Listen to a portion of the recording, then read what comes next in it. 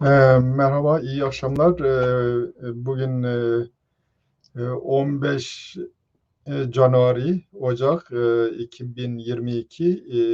Gene yeni bir programla sizlerle birlikteyiz. Bugünkü konumuz Malazgirt, Selçuklular ve Kürtler. Konumuz Murat Civan. Kendisiyle bu konuda e, görüşlerini paylaşacak. Murat, hoş geldiniz önce. Hoş bulduk. Teşekkür ederim. Evet. Nasılsınız? İyiyim, teşekkür ederim. Sizler nasılsınız? İyi Sağ misiniz? olun. Teşekkürler. Resimde kar görünüyor. Sizde Bizim burada kar var. Gerçi benim resimde bir arka plan ama gerçekten de dışarıda kar var yani. evet, her halükarda Ölçekte. güzel bir manzara. Güzel bir Evet, manzara. evet, doğru. Şimdi bugünkü konumuz geçen sefer Kürtler ve Selçuklarla ilgili meselelere değinmiştik. Bu bir bakıma onu bütünleyen ya da onunla ilgili böyle farklı şeyleri de gündeme getirebilecek bir program.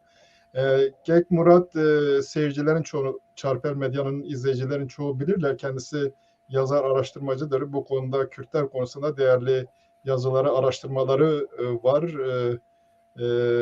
İsterseniz siz kendinizle ilgili bilgi verebilirsiniz. Gerçi çoğu insan Bence sizi gereği yok her seferinde vermeye. evet, Yani evet, benim işte Kürt dili, edebiyatı ve tarihiyle ilgili olarak yani son dönemlerde yani son dönem dedim de epey oldu.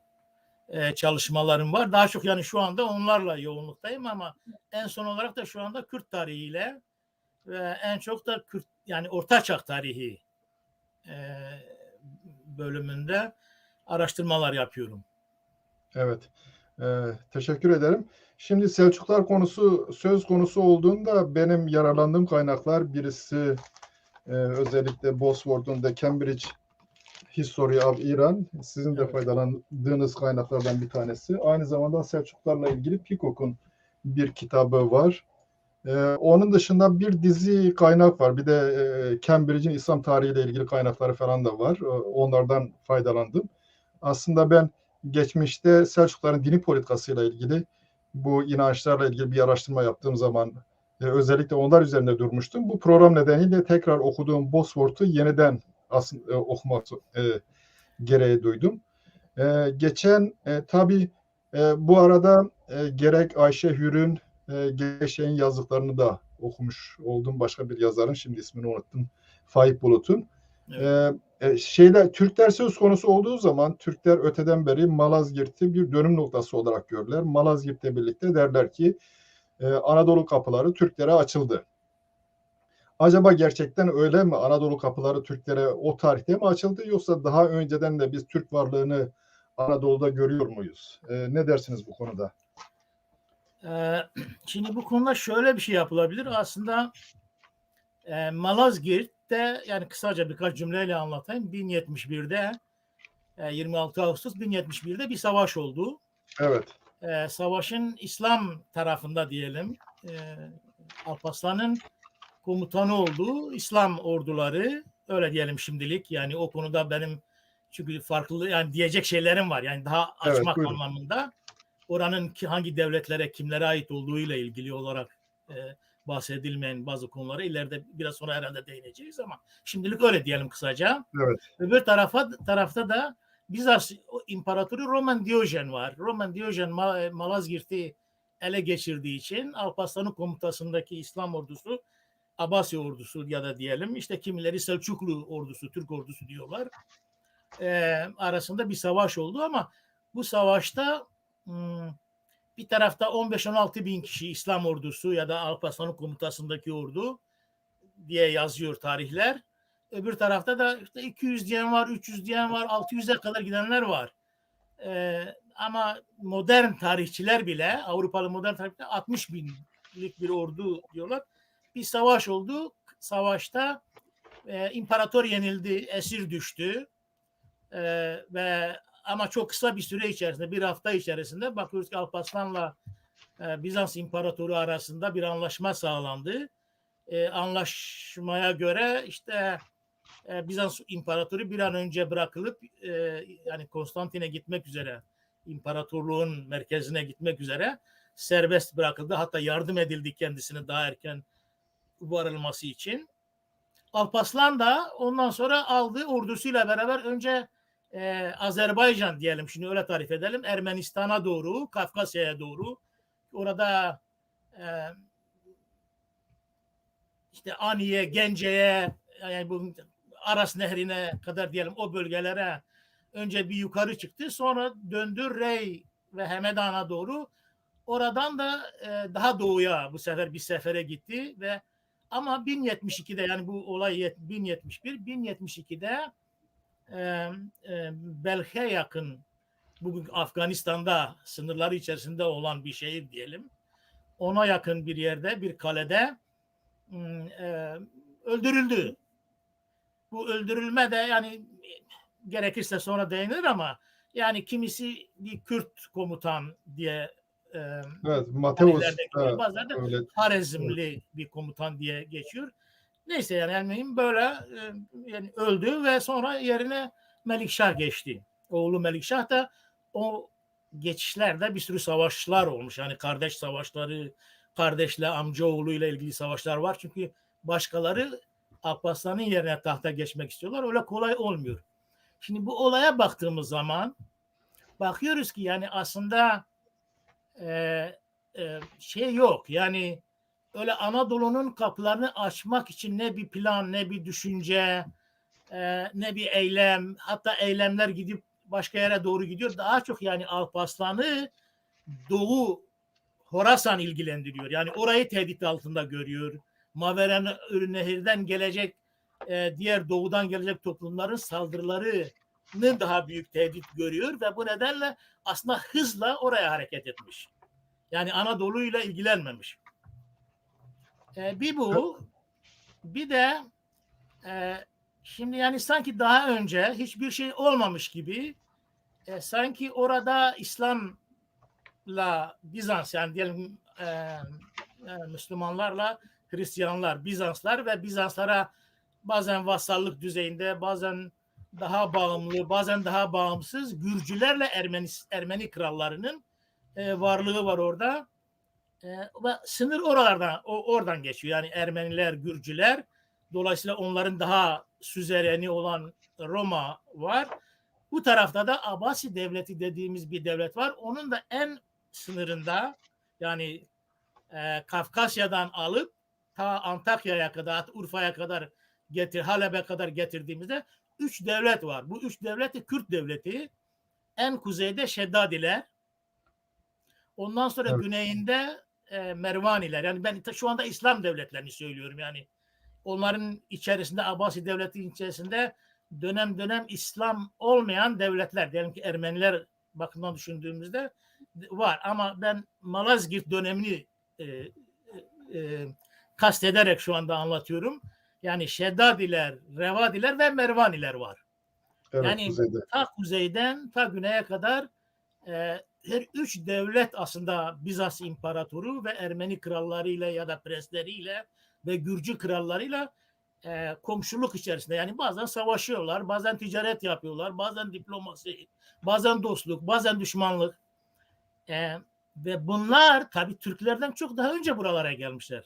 Şimdi baktığımız zaman yani sanki Türklerden önce hiç kimse buralarda yok.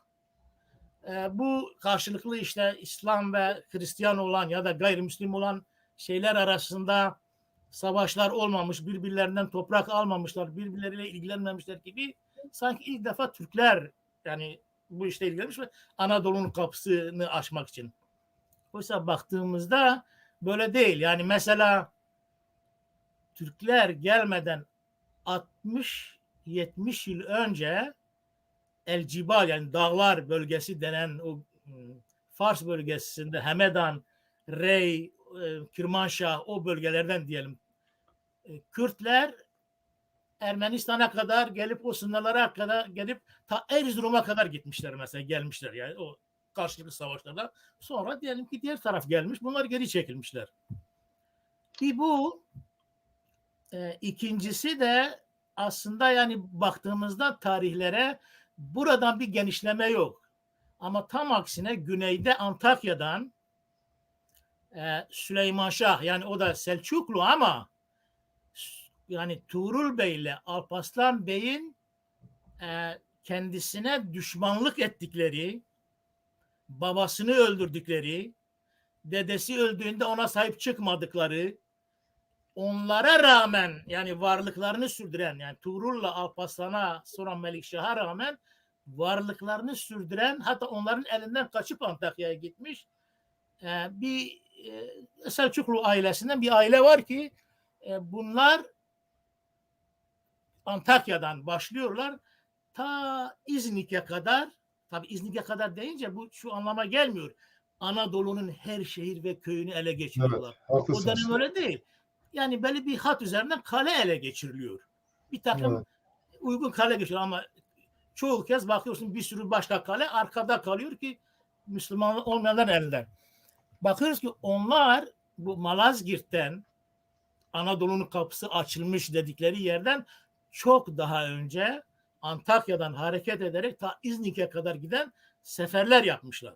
Evet, Afşin sanıyorum onu yapan Afşin'di yani. Onlar daha alt komutanlar. Bunun başında Süleyman Şah var. Süleyman Şah kim? Süleyman Şah Kutalmış'ın oğlu.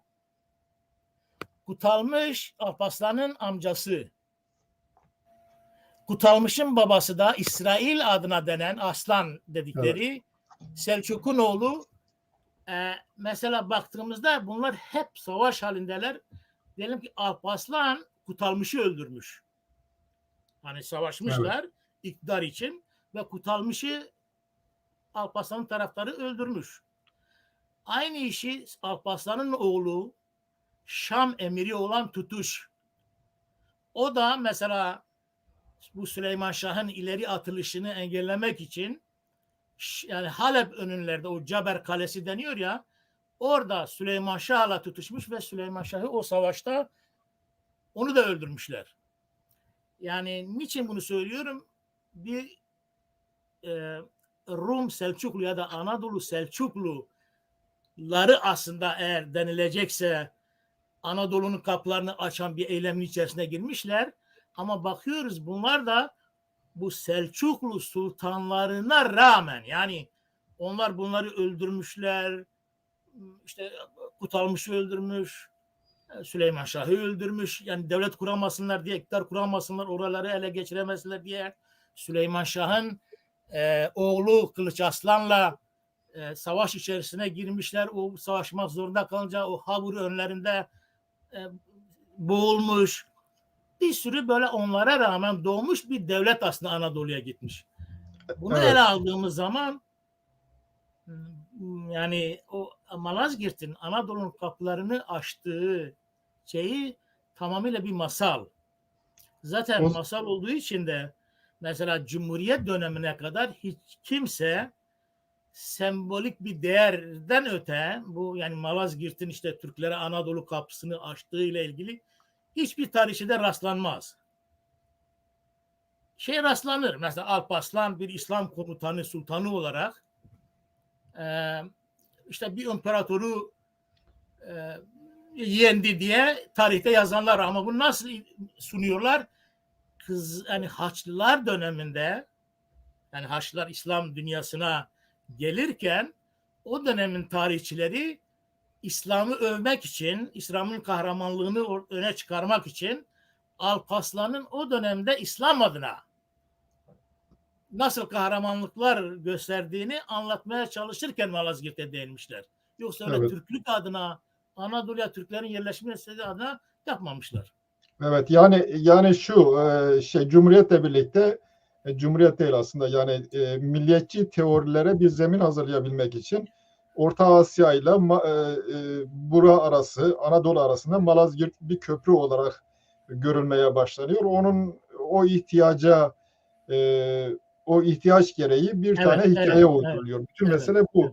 Bendeki notlarda da yani 1060 yılında Sivas ve Malatya yağmalanır Türkmenler tarafından. 1067'de Kayseri ve Kapadokya, 1068'de Frigya, 1069'da Konya Türkmenler tarafından yağmalanır. Yani Türkmenlerin bu bölgedeki varlığı Alparslan'dan daha önce içerilere sızmışlar. Zaten Alparslan Anadolu'ya hiç gitmemiş.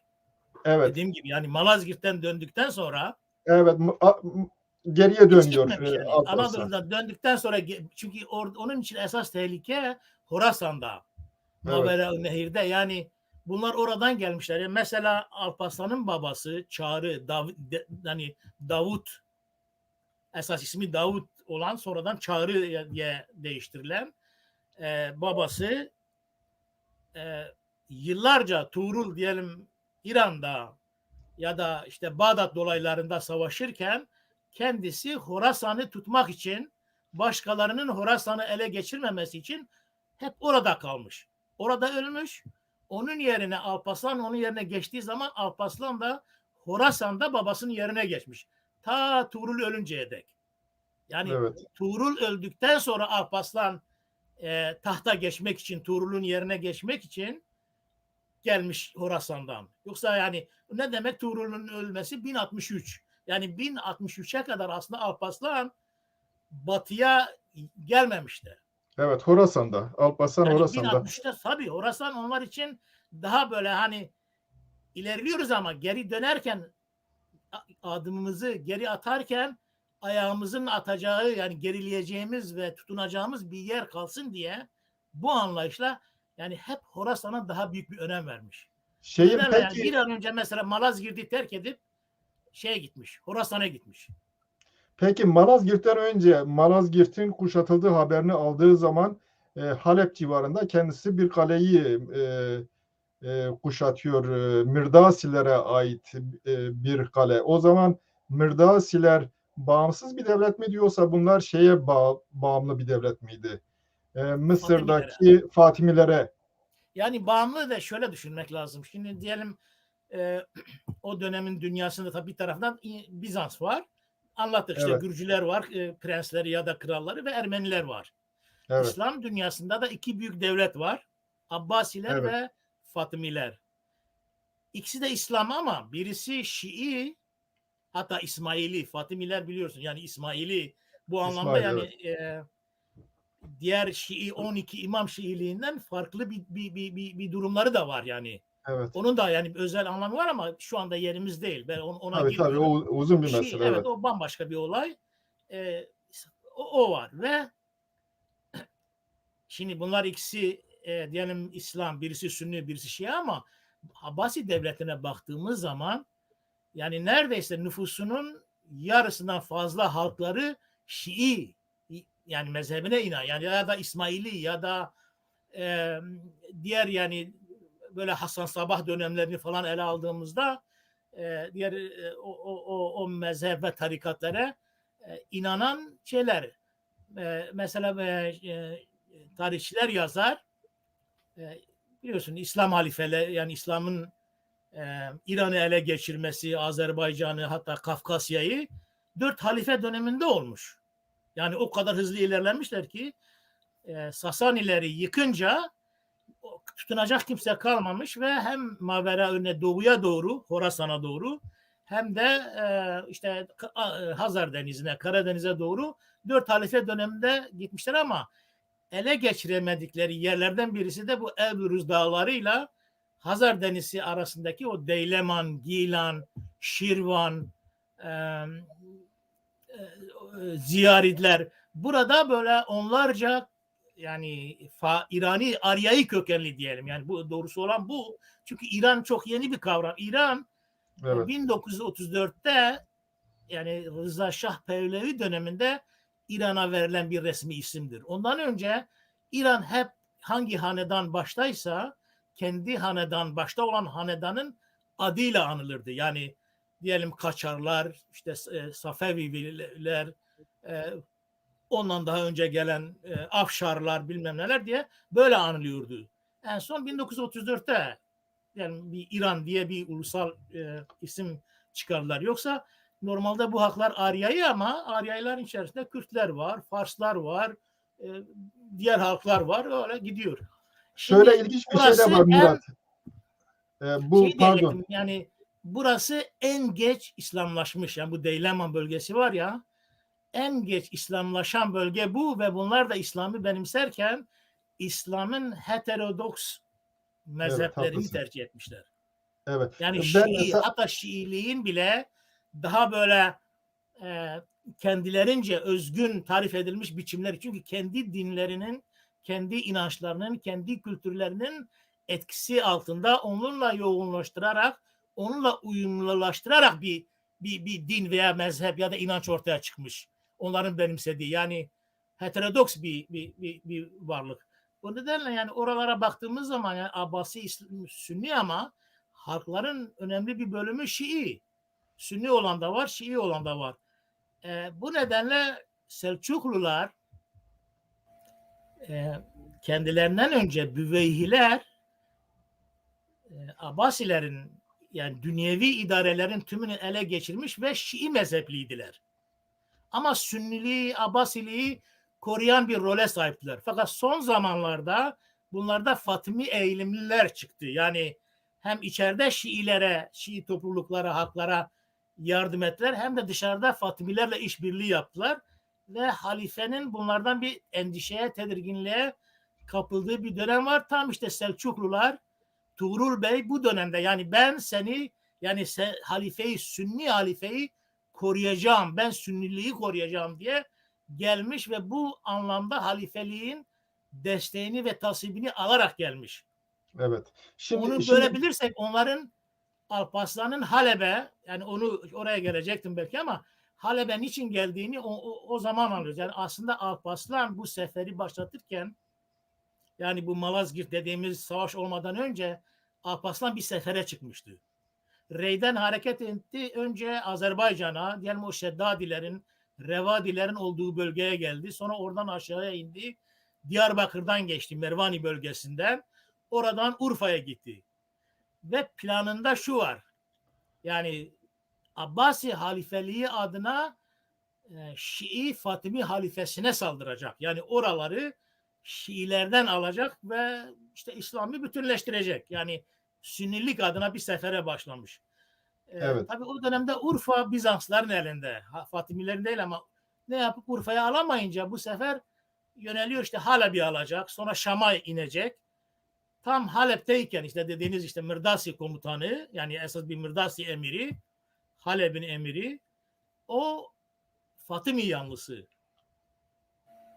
Evet. Ve onu kendisine bağlamak yani daha doğrusu Abbasi halifesine bağlamak istiyor. Yani diyor Fatimileri bırakıp Abbasi halifesi adına hutbe okuyacaksın.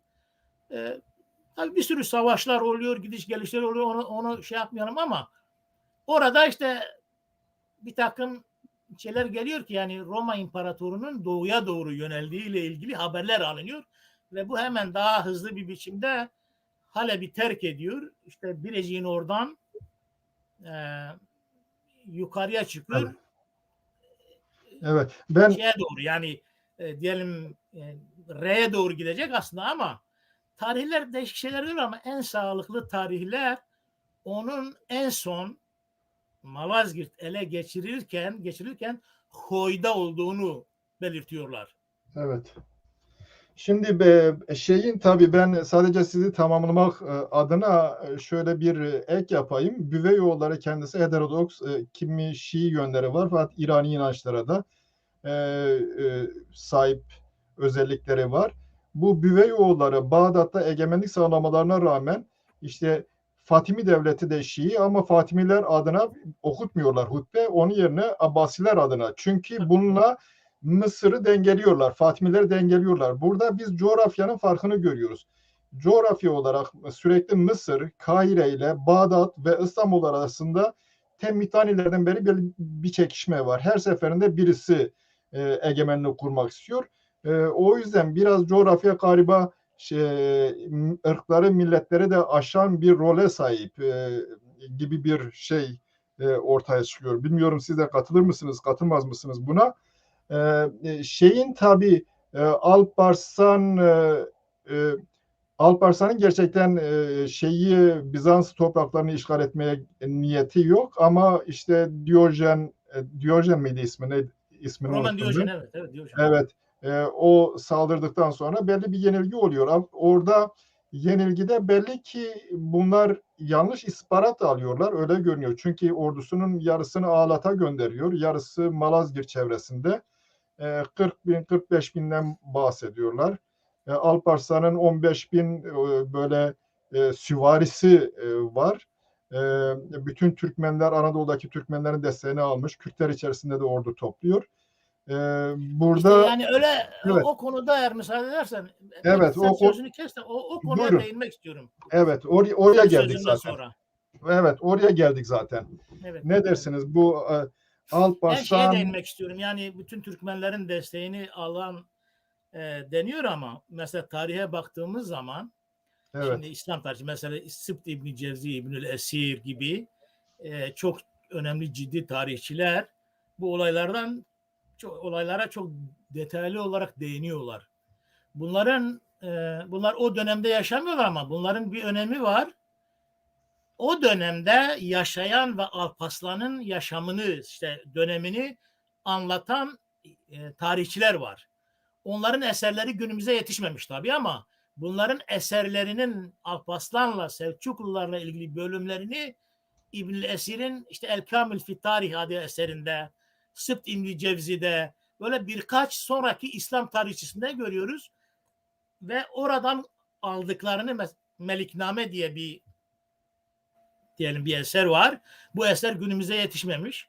Ama İbnül Esir'de ve Sıbt İbnül Cevzi'de bu eserin Selçuklularla özellikle yani Tuğrul Bey ve daha çok da Alparslan'la ilgili dönemin çok ayrıntılı bilgileri var. Ve bunu yazan da o zaman yani Alparslan'ı aslında ithaf etmek istemiş. Bitirdiği zaman 1072'de Alparslan ölünce Melikşah'a vermiş onun oğluna. Yani o evet, kadar diyelim ki canlı yani döneme denk düşen kaynaklardan yararlanmışlar. Şimdi onların belirttiği bir takım şeyler var. Mesela ne? Şimdi diyelim ki aldığımız zaman Alparslan'ın yanında kendi özel ordusu yani kendi muhafız birliği 4000 kişi bir köle ordusu var. evet, Onun dışında hiçbir Türkmen beyinden bahsedilmiyor.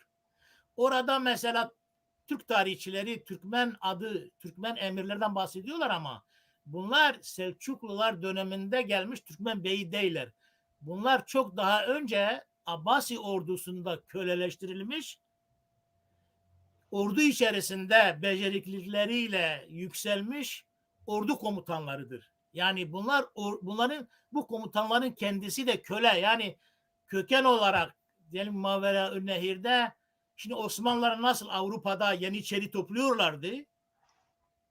Geçmişte diyelim ki Abbasiler Mavera Nehir'e e, Horasan'a falan gittikleri zaman İslam buraya kadar yayılınca o sınırlarda da Orta Asya'ya yönelik hep Gaza seferleri oluyordu İslam'ın ve oradan mal, mülk işte diyelim ki taşınır taşınmaz şeylerin yanında bir de insanlar esir alınıyordu. Ve bunlar getirilip Bağdat pazarlarında, İsfahan'da, başka pazarlarda satılıyorlardı. Bu Türk köleler ta Harun Reşit'in oğlu yani halife olurken ta o zamanla beri mesela bunlar yani bir 150-200 yıl Selçuklular gelmeden önce bu olay var. Ve bu Alparslan'ın yanındakiler aslında bu gelenekten gelen köle ordusu. Gulam ordusu ama profesyonel ordu bunlar. Yani bağlı olmaktan, Alparslan'a bağlı olmaktan başka hiçbir amaçları yok. Yani en bağlı, en sadık insanlar, başka aşiretleri yok, arkaları yok, anaları, babaları yok bilmem böyle. O anlamda yani maaşlarını, gelirlerini işte savaşlardan alan ama sultana bağlılıklarından alan böyle bir ordu. 4000 kişi. Onun dışında 15 bin diyen var, 10 bin diyen var. Buna baktığımız zaman tarihçiler yazmış. Şimdi mesela Bizans tarihçisi, o dönemi yaşayan Bizans tarihçisi Michel Psellos. Onu ismini belki sen de hatırlarsın. Çok hatırlayan olur. Şimdi Alparslan'ı alırken diyor ki Kürtlerin ve Farsların sultan kralı ya da hükümdarı artık Yunanca, Rumca yazdığına göre yani sultan mı demiş, kral mı demiş, ne demişse yani onların yani en büyükleri ama Türk dememiş yani. Selçuklu da dememiş. Demiş Kürtlerin ve Farsların. Peki neden Kürt diyor? Çünkü yani o bölgede 3 tane Kürt devleti var. Şeddadiler, Revadiler ve Mervaniler. Ve Malazgirt, alınan Malazgirt Mervanilerin bir şehri. Yani alınmadan önce Müslümanken halkı, diyelim daha çok tabii halkı Müslüman hep değil de her zaman karışık olmuş Malazgirt, Ağlat, sınır köyü olduğu mu her zaman Rum, Ermeni, Fars, Kürt, Türkmen her zaman karışık şehirler bunlar. Sınır bölgeleri yani. Ama egemen şey olarak yani kimin hangi devlete bağlı dersen Mervanilere. Şimdi aldığı zaman Mervani devleti ve onlardan alınmış. Şimdi 15 bin kişi 15 bin süvari deniyor. Ve Sıbt İbn-i Cevzi yani hani bu Alparslan döneminde yaşayan tarihçiden bilgi alan adam dediğim İbnül Evet. Esir ve Sıbt İbn-i Cevzi. Mesela Sıbt İbn-i Cevzi 10 bin Kürt de buna katıldı. Vardı bunun ordusunda. Süvari ama. Süvari deniyor. Şimdi 4 bin Alparslan'ın kendi gulam ordusu. 10 bini eğer Kürtse 14 bin. Geriye de diyelim ki yöre halklarına mesela Malazgirt'ten gelmiş diyelim ki anlatıyoruz İbn-i Esir'de var. Diyor ki Alparslan Hoy'dayken Malazgirt halkı kadının önderliğinde işte böyle imdat ve çağrıyla yardım çağrısıyla Hoy'a geldiler. Sultan'a dediler ki vallahi Romalılar bizi ele geçirdiler Malazgirt'i. İşte bizi kovdular. Bilmem ne oldu. Bir an önce yetişin. Yani böyle giderken tabii İbn-i Ezrak'ta var. Onlar da savaşa katılmışlar. Hatta İbn-i Ezrak diyor ki o savaşta Roma İmparatoru öyle bir yenildi ki ordu öyle bir dağıldı ki diyor bu halkın topladığı ganimetler onlardan bir 100-150 yıl sonra yazıyor. Diyor hala zenginliklerini koruyorlar o ganimetlerle. Yani baktığımız zaman işte yörenin halkı var. Kimse artık Müslüman yani olanlar demek istiyorum. Sonra Kürtler. Mesela bu 10 bin meselesi sadece Sıbt İbn-i Cevzi'de yok. İbn-i Devadari'de de var. O da bir tarihçi. O da oralardan almış. Böyle eski kaynaklardan da almış. O da o diyor ki yani Kürt ve başka benzeri halklar. Şimdi baktığımızda yani aslında gerçek görünen 4000 özel ordusundan başka Alparslan'ın yanında kim varsa hepsi Mervani, Revadi ve Şeddadilerin askerleri. Evet. Artık bunlar Kürt mü, Türk mü, köle mi, işte efendi mi? Yani bu üç devletin askerleri. Tabii bunları izah etmek lazım. Yani izah ettiğiniz zaman anlaşılıyor niye böyle. Mesela İbn Esir diyor ki bir şey söyleyeyim. İbn Esir diyor ki o Halep'ten dönerken diyor ki yani daha önce büyük bir kalabalıkla Alparslan gitmişti Urfa'ya, evet. Halep'e. Diyor ki evet. Fırat'ı geçmeden önce bütün o diğer eski yani beraberindeki askerleri hepsini kendi ordugahlarına gönderdi. Yani aslında orduyu orada dağıtmışlar. Yanında sadece görünen kadarıyla Mervani, Revadi ve Şeddadi askerleri kalmış. Çünkü Fırat'tan sonra hemen onların topraklarına giriyorsun. Yani başka beylerin yani diyelim ki aşağıda Arap beylerinin ya da diyelim ki daha farklı yerlerde işte varsa Selçuklu tutuş ya da başka beyler eğer varsa onların başka Farisi kökenli halkların devletlerinin içine gitmediği için yanlarında çok doğaldır ki sadece bu üç devletin askeri yanında kalacak. Yani tabii bunu da benim bir tezim var. Ben bu meseleye açıklık getirebilmemiz için iki şeyi halletmemiz gerektiğini düşünüyorum. Birincisi Selçuklular en azından kuruluş döneminde yani Melikşah'a kadar yani bunlar bir devlet miydi yoksa bir hükümet miydi? Evet. Oraya gelmeden önce birkaç şey zaten. Evet. Oraya gelmeden önce birkaç şey. Evet. Evet. Birincisi tabii İbn Cezvi'nin verdiği bilgiler önemli. Yalnız İbn Cezvi diğer bir kendisi Türk kökenlidir. Tabii biliyorsun İbn Cevzi var. Evet. Onun dedesi. Bir evet. de Sıbt İbn Cevzi var. Evet. Yani onlardan bir tanesi özellikle mesela rakamları çok abartıyor. Diyor Bizans ordusu 600 bindi falan. Türk kökenli birisi. Bir de biraz önce şeyden bahsederken tabii siz önemli bir noktaya değinmiştiniz. İran'ın bir kesimi Sünni, belki yarısı Şii, belki yarısından daha fazla Şii. Şimdi Küçük Asya dedikleri Kürdistan topraklarını da kapsıyor o zaman. Yani Türkiye'deki Kürdistan topraklarında önemli oranda, büyük bir oranda Hristiyan. Sonra Batı bölgeleri Şii heterodoks, Sünnilik esas olarak doğuda, Nişabur'da, Horasan'da güçlü. Bunu şunun için söylüyorum. Özellikle Aleviler söz konusu olduğu zaman kendi Horasan'ı çok önemserler. Halbuki Horasan eskide Sünniliğin merkezi. Bu tarafta farklı inançlar söz konusu. Evet, evet. Şimdi tabii bu şeyin ordusunda, Bizans ordusunda rakamlar, Selçuklu ordusunda rakamlar tabii çeşitli. Bu kadar Kürt vardı, bu kadar Türk vardı.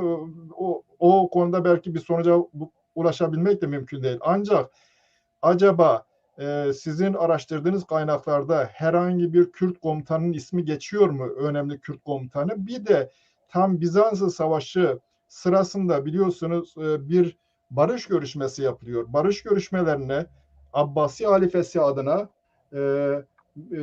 birileri katılır ama Kürtler adına katılan hiçbirisi yok. Yani burada Kürtler asker vermelerine rağmen politik olarak bir şeyi bir kale almıyorlar gibi bir sonuç çıkmıyor mu? Ne dersiniz? Tabii hangi anlaşmayı ediyorsunuz onu evet. tam anlayamadım. Yani Malazgirt Anlaşması mı? Yani Selçuk komutanları zaten mesela halife orada yok. Halife Bağdat'ta.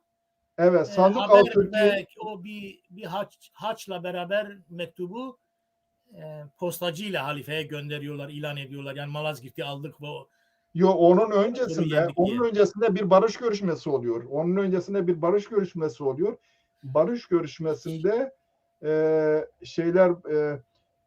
ismi nedir? Abbasi halifeliği adına Al Muhallabin diye birisi katılıyor. Onu ben tabii şu anda ama zaten daha sonraki barış görüşmelerinde de yok. Yani evet. Kürtler ama yok. Yani ben şu anda hatırlamıyorum yani doğrusu evet. hangi bir de barış görüşmesidir. Şeyi sorayım. Yani mesela bir barış görüşmesi var. Mervanilerin aracı olduğu. O çok daha ayrı, farklı bir yerde. Daha önceleri. Bu savaş sırasında, savaşın tam ortasındayken, ama Diyojen kabul etmiyor. Diyor ki biz güçlüyüz. Ondan sonra da yeniliyorlar. Yalnız bir de şunu eklemek lazım. Tabii Ermeni ve Gürcü bölgelerine tampon bölgeyken Bizanslılar ele geçirmiş. Mervanilerin elinde daha önce Malazgirt, ama 1070 yılında Malazgirt'i Selçuklular Bizansların elinden alıyor. Çünkü Bizansların eline geçmiş. 1070 yılında Selçuklular 1070 yılında Bizanslar alıyor Selçukluların elinde. Daha önce Selçukluların elinde. 1071 Malazgirt zaferinden sonra resmi olarak Selçuklu topraklarına katılıyor. Mervanilere verilmiyor. Selçuk'un toprağı diye bir şey yok aslında. Yani Selçuk'un bir toprağı yok. Yani o toprakların hakimleri, yani işte Türkler öyle yazıyor ama zaten oraya gelmek lazım. Yani biz bu meseleleri izah etmeyinceye kadar, şimdi mesela doğuda Fars bölgesinde, Horasan bölgesinde diyelim ki Selçukluların bir takım hükümdarları, bir takım devletleri yenerek ele geçirdiği şehirler var. Ama mesela, diyelim Abbasi diyelim o zaman. Hayır ama yani zaten Abbasilerden çerçevesinde, İslam devletinde bunlar Mervani ya Revadi ya da Şeddadi yani. Başka bir devlet yok orada. Ama şöyle bir şey de oluyor mesela. Yani Selçuklular adına ele geçirilmiş hiçbir şehir ve toprak yok. Evet. Yani Tuğrul Azerbaycan'ı işgal ettiğinde Tuğrul'un Azerbaycan'ı işgal ettiği bir olay yok. Tuğrul oralara seferler yapmış. Ama Vasuda'nın oğlunu esir alır. He? Vasuda'nın oğlunu Revadi hükümdarı Sultanı Vahsuda'nın oğlunu esir olarak alır. Yo. E, O ondan bir sonra takım bir takım şeyler diyelim ki evet, oluyor. Diyelim ki beylik kabul ederken kendi oğlunu da onun yanına veriyor. Yani ordusuyla beraber yanına veriyor. Şimdi evet, ben kendi görüşüme müsaade edersen anlatayım. Ben oradaki yani Abbasi devletindeki Selçuklu varlığını nasıl anlamak lazım? evet, şunu da söyleyeyim. Bunu dikkate alarak Evet, Şerefname evet, 420. sayfa evet. anlatıyor. Geçmiş zamanda Kürdistan illeri hükümdarlarına saldırıda bulunan ilk kimse Azerbaycan Selçuklularıdır. Gerçeği şudur ki Selçuklu Sultanı devam ediyor yani. Hayır ama yani işte Burada. onu anlamak için Evet, Selçukluların bir kere kim olduğunu anlamak lazım. evet, İkincisi Abbasi devletindeki görevlerini anlamak lazım. Şimdi mesela eğer müsaade edersen önce bir tabii. Selçuklular ve Kürtlerle savaşanlar hangi Selçuklular onu bir şey yapalım. Mesela arkadaşlar eğer o secere diye bir şey var, bir çizelge var. Yani o kim kimin oğludur, kim kimin kardeşidir hani şaşırmayalım diye onu gösterebilirlerse teknik bölümde olan arkadaşlar secere bölümü. Secere bölümüne eğer bakarsak bak en başta Selçuk Bey diye bir tespit var. Tabii Evet. o izleyicilerimiz bunu görüyor mu göremiyor mu Yo, çok güzel onu görünüyor. bilemiyorum ama bilgisayarlardan mobillerden göremiyor olabilirler ama en başta Selçuk Bey var bu secerede. Selçuk Bey'den önce tabii Selçuk'un babasının adını anan kaynaklar da var. Onun Dukak olduğunu. Yani Selçuk Bey'den önce bir Dukak sonra Selçuk Bey. Bakın Selçuk Bey'in kimisi 4, kimisi 5 oğlu var diye. Birisi Arslan Yabgu en büyüğü. Bu İsrail esas yani ismi Hazar bölgesindeyken daha orasına gelmeden önce ismi İsrail Arslan Yabgu. Diğeri ismi Mikail, Musa, Yusuf ve Yunus. İlginç yani aslında İbrani sözler yani Musevi sözler Hazar bölgesinde Hazar devleti içerisindeyken biraz insan anlıyor yani Hazar devleti işte akademisyenlerin kabul ettiğine göre etnik köken olarak Türkiye, Orta Asya kökenlerden işte Peçeneklerden o da çok karmakarışık bir sürü halklar var ama Hazarlar işin başında ama din olarak bunlar Yahudi yani Musevi. Şimdi bir dönem burada kaldıkları için bakıyorsun onlar da belli değil. İnanç olarak Museviliği tercih etmişler mi etmemişler mi? Tarihler buraya gelmeden önce Müslümanlaştıklarını söylüyor. Ama Hazar'a gelince Musevi adını bakıyorsun çocuklarına koymuş. Daha bu çocuklar sağken babaları ölmüş. O geride kalıyor.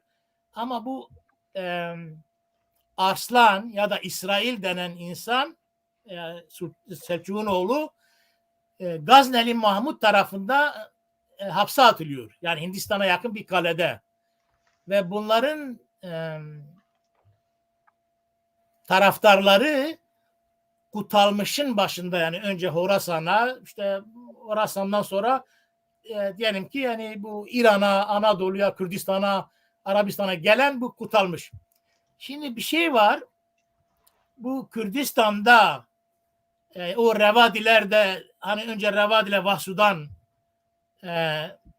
kabul ettiği bir takım Selçuklu Türkmenlerinden bahsedilir. Bu biliyorsun bunlar gelmişler daha önce gitmişler bir takım sınır bölgelerinde Ermenilere, Gürcülere karşı seferlere katılmışlar ama sonradan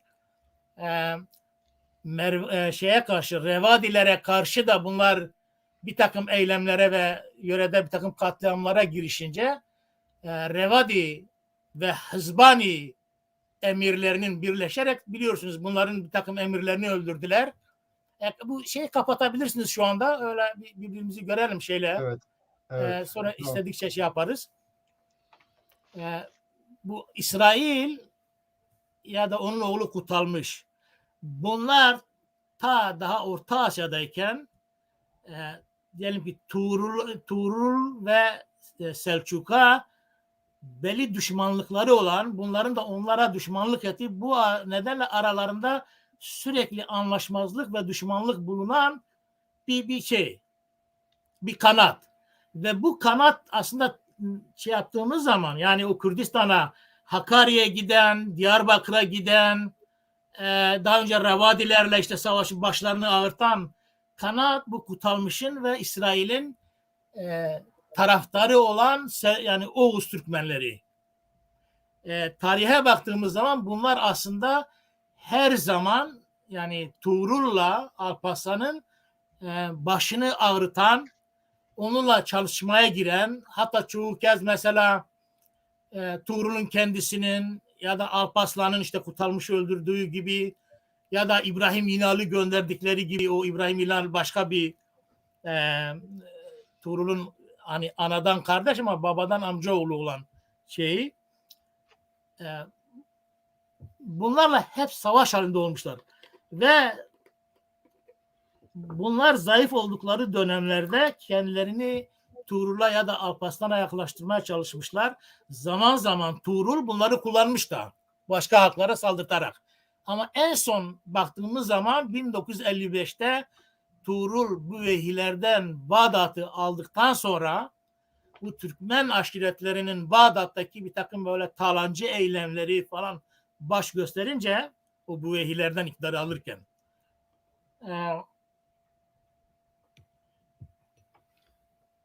Tuğrul yani şeyi tercih ederek, yani Abbasi Sultanlığını tercih ederek Türkmenlere karşı bir savaş açıyor ve 1955'te köle ordusu, profesyonel ordusu kurmaya başlıyor. Bu köle ordusu 1960'ta mesela Besasiri'ye karşı kullanılmış ve Türkmenlere karşı kullanılmamış.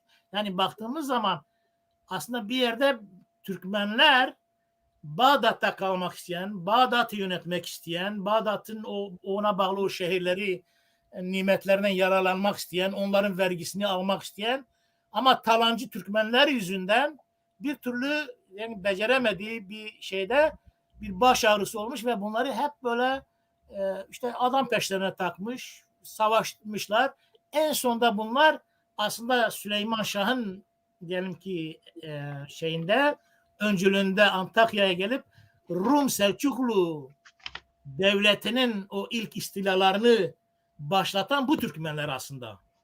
Yani Türkmenler Abbasi devleti sınırları içerisindeki o İslam topraklarında hep problem haline geldikleri için, yani bir türlü artık başa çıkamayacaklarını anlayınca gelip buradan artık Roma'ya yöneliyorlar ve onların o şeyi başlangıcı Rum Selçuklu devletinin işte tabii öyle aniden olmuyor. Mesela ilk istilalarını yaptıklarında İznik'e kadar gidiyorlar ama Romalılar da birinci Haçlı Seferi'yle onları ta Malatya'ya kadar, diyelim ki bugünkü Kilis'e kadar geri püskürtüyorlar. Sonra tekrar geri gidebilmek için bir 100 yıl gerekiyor. Onlar yani biraz uzun mesele.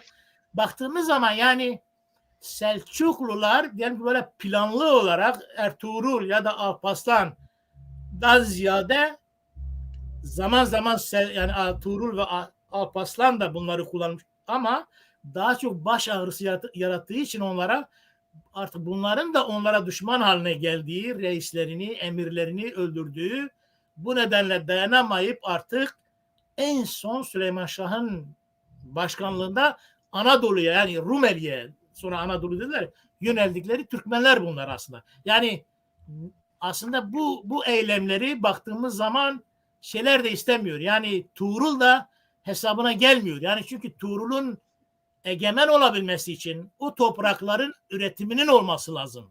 Koyun sürülerinin diyelim ki güvenlik üzerine gidip gelmesi lazım ki yani vergi toplayabilsin, diyelim gelir toplayabilsin. Ama talanlar olunca yani onlar da bu tür şeylerden yeterince pay alamıyorlar. Hatta tarihlerde var mesela Büveyhiler, Mervaniler, başka halklar bakıyorsun ya halifeye ya da Tuğrul'a açıktan mektup yazmışlar ve bu Türkmenleri şikayet etmişler. Hatta mesela Mervaniler şikayet ederken işte diyorlar ki yani bu Türkmenler gelmişler o Cizre İbni Ömer'den aşağı gelip Diyarbakır'ın etrafını, Diyarbakır tabii Diyarbakır derken Surlarını diye kastetmemek lazım ama Yani ta Ergani'ye kadar falan gelmişler mesela. Sonra Malatya'nın o taraflara doğru gitmişler. Yani o kadar Mervanileri rahatsız etmişler ki bir parayla şuyla buyla Mervaniler onları püskürtmek istemelerine rağmen en son Mervaniler mesela hem Tuğrul'a hem halifeye mektup yazmış ve bunların yani istikrar bırakmadıklarını, bunların işte rahat ettirmediklerini, bunlara büyük zararlar verdiklerini söylüyor. Tuğrul'un cevabı ilginç. Diyor ki ya aslında Mervani gibi, sizin gibi bir devlet diyor sırf siz yani uç sınırda yaşıyorsunuz ve aslında siz gazisiniz. Yani İslam olmayanlara karşı bizim kalkanımızsınız anlamına gelen sözler söylüyor. Aslında size destek vermek lazım. Aslında sizi korumak lazım. Ama nasıl oluyor bu şeyler? Yani diyor işte diyor biz onları birkaç kere hatta şey yapanlar var. Diyor ki yani ben onlara yöneldim. Onları hizaya getirmek istedim ama onlar benden çok korktukları için hani bütün emirlerini öldüreceğimi düşünerek bu endişeyle daha da böyle etrafa yayıldılar. Daha da kaçtılar bizden. Ama yani halledeceğiz falan diye. Yani Ama o normal bir durum onu söylemesi. Bir taraftan şeylerin bu Türkmenlerin şöyle bir özelliği var. Bunlar hiç kural tanımıyorlar, mülkiyet tanımıyorlar. Çünkü geldikleri yerlerde, istedikleri yerlerde hayvanları yayıyorlar. Buraya gelince de buralarda mülkiyet var. O yüzden tanımıyorlar, kabul etmiyorlar. Ama Selçuklular bir dönem sonra bölgede egemen olmaya başlayınca Selçuklular bunları bir taraftan kullanıyor. Aynı IŞİD gibi. Önce terörize ediyor etrafı. Daha sonra da böyle bir güç gibi gidip ona müdahale ediyor ve sorunları çözmek istiyor. Öyle bir özelliği var. Bir de tabii Selçuklular elbette Kürtlerden büyük bir güç olarak yararlanmak isteyecektir. O yüzden diyecektir ki siz gazisiniz, onlara gaz vermek isteyecek, şudur budur. Ama güneye sefer yaparken, Mervani topraklarından geçerken mesela hiç izin alma gereği duymuyor. Bir. İkincisi Mervani topraklarına geçiyor. 100 bin dinar onları kendi basalı haline getiriyor. 100 bin dinar onlardan senelik vergi alıyor ya da bir seferinde mi vergi alıyor? Kaynaklar öyle yazıyor. Ondan sonra onların onların da izahı var, izahı var. Öyle değil, açması öyle değil. İşte gerekiyor. onları izah etme olanağımız olmadıkça tabii anlaşılmıyor. Evet, Şöyle bir şey söyleyeyim. Yani kısaca bir şey söylemeye çalışayım. evet, Benim görüşüme göre, benim araştırmalarıma göre Selçukiler yani Tuğrul şimdi Selçukilerin çeşitli mesela bu bazılarına Irakiye Selçukluları deniyor. Bazılara Kirman Selçukluları deniyor. Bazılarına Şam Selçukluları deniyor. Bazılara Horasan Selçukluları deniyor. Yani aslında Büyük Selçuklu diye bir tanım, bir ad ben hiçbir eserde rastlamadım. evet, o da Bu doğru. son dönemde Avrupalılardan Türklerle yakın ilişki içinde olanlar ve kaynaklarını Türklerden alan, onlarla içli dışlı olanlar Büyük Selçuklu kavramını kullanıyorlar ama yani neredeyse onu bile sanki gönülsüz kullanıyor. Yani gerçekten Büyük Selçuklu diye bir şey yok. Yani Kirmaniye, Horasan, Irakiye, işte Şam, yani böylesi yani Selçukluların kanatları var ve bunların emirleri böyle. Evet, doğrudur. Doğrudur. Merkezi de ele geçirenler bu ehileri yenince yani biliyorsun bu Tuğrul'la Çağrı en iyi anlaşan zaten iki kardeş. Evet. Bunlar merkezi ele geçiriyor. Yani Bağdat'a kadar bile gidiyorlar. Yani önce mesela Gaznelileri yeniyorlar. Gazneliler işte en azından Horasan'dan Hindistan'a dışındaki bölgelerden çekilince Büvehiler kalıyor. Sonra bir takım savaşlarla Büvehileri de yenince 1055'te merkezi ele geçiriyorlar. Büvehiler de dağılıyor. Şimdi benim tezim şu. Biz Selçukluları bu kuruluş döneminde en azından ta Melikşah'a kadar bir devlet gibi bakamayız. Daha önce bir devlet vardı. Bir Abbasi devleti diye bir devlet vardı. Bu Abbasi devleti son zamanlarında merkezi yapısını da yitirmişti ve Abbasi devleti içindeki yerel halklar yani Kürtler, Büveyler, diyelim ki diğer İrani halklar yani ilk o Samanidlerden başlıyor yani ilk onlar kurdu sonra gelip yayılıyor böyle gidiyor ta Azerbaycan'a kadar Ermenistan'a kadar bu halklar tabii bunlar zaten halk bu yerli halk bunların kendi orduları da var yani ne köle ordusu ne bilmem böyle talancı ordu, yani bir halkın ordusu, yani devleti var, küçük küçük devletler ama feodal devletler diyelim ya da bir birimler. Şimdi bunlar İslam dünyasında İslami gibi halife, Abbasi halifesini tanıyorlar. Ama Abbasi devleti de ikiye ayrılmış. Yani bir, eski merkezi yapısı yok. İkincisi, halife sadece din işlerine bakan, neredeyse bir devletin anayasası diyebileceğimiz İslam yasalarıyla yaşamaya, işte yönetmeye, dünyevi işlere meşruiyet, İslami meşruiyet tanıyan bir makam. Yani onun meşruiyeti olmadan, onun kabulü olmadan diyelim ki Alparslan Sultan olamıyor. Ya da Tuğrul olamıyor. Yani tamam ele de geçiriyor ama onun fetvası olduğu zaman herkes artık İslam dünyasında, diyelim ki Diyarbakır'da diyelim ki Mervaniler var. Şimdi adam Bağdat'ı ele geçirince ve Abbasi halifesi sen Şark'ın ve Garb'ın sultanısın diye ona bir titel verince, bu hani Ankara'ya başbakan atanmış gibi artık her il onu sultan olarak tanıyor. Yani şeye gerek yok. Yani diyelim ki Tuğrul'un ya da Alparslan'ın gelip Diyarbakır'ı fethetmesine ya da gidip bilmem şu şehri fethetmesine gerek olmadan artık o şehirde hutbe nasıl okunuyor? Mesela başlıyor. İşte halife, onun altında en büyük sultan, onun altında da o yörenin, o devletin emiri, öyle okunuyor. Paralarda öyle basılıyor. Yani şer'iyeti veren, tabii o dönemde o yok. Kılıcın gücü tayin ediyor kim oraya geçecek, ama oraya geçip de sultanın onayını alan artık bir ay mesafede bile olsa bir Müslüman devlet onu tanıyor. Şimdi mesela Türkler bunu sanki yani işgal etmiş, bu topraklar artık Selçuklu toprağı olmuş, işte boyun eğdirmiş. Halbuki Selçuklular yani Tuğrul döneminde ve Alparslan döneminde tek bir kere Diyarbakır'a yönelik, o da Farkin'e yönelik 2 Türkmen emir göndermişler. Onlar da başarıya ulaşamamış, geri dönmüşler. Onun dışında Kürtlerle diyelim ki Selçuklular arasında Fars bölgesinde, hani bu dediğimiz Kirmanşah, Loristan, o bölgelerde pek çok çatışmalar, savaşlar olmuş. Hatta topraklar almışlar ama fakat bu Mervani, Revadi ve Şeddadi bölgesinde Selçuklularla Kürtler arasında savaşlar olmamış. Yalnız Selçuklu beylerinin geldiği seferler de aslında bu Şeddadi beylerinin ya da Revadi beylerinin ya da Mervanilerin diğer gayrimüslimlerle ya da başka bir Müslüman emirle haksız yere diyelim ki çatışmaya dönüştükleri zamanda onun yardımına giden seferleridir. Yani mesela o Şeddadilere gidilen seferlere baktığımız zaman mesela adam ani fethediyor, Melikşah diyelim ki şeyin oğlu, Alparslan'ın oğlu, diyor yakacağım ya, diyor ki bu büyük vezir Nizamülmülk, yani diyor ki yani bu şehri niye yakacaksın? Buranın toprakları var. Bunu al, Şeddadilere var. Şeddadiler bunun karşılığında bir miktar para veriyorlar ve şehri alıp teslim ediyor. Veriyor yani.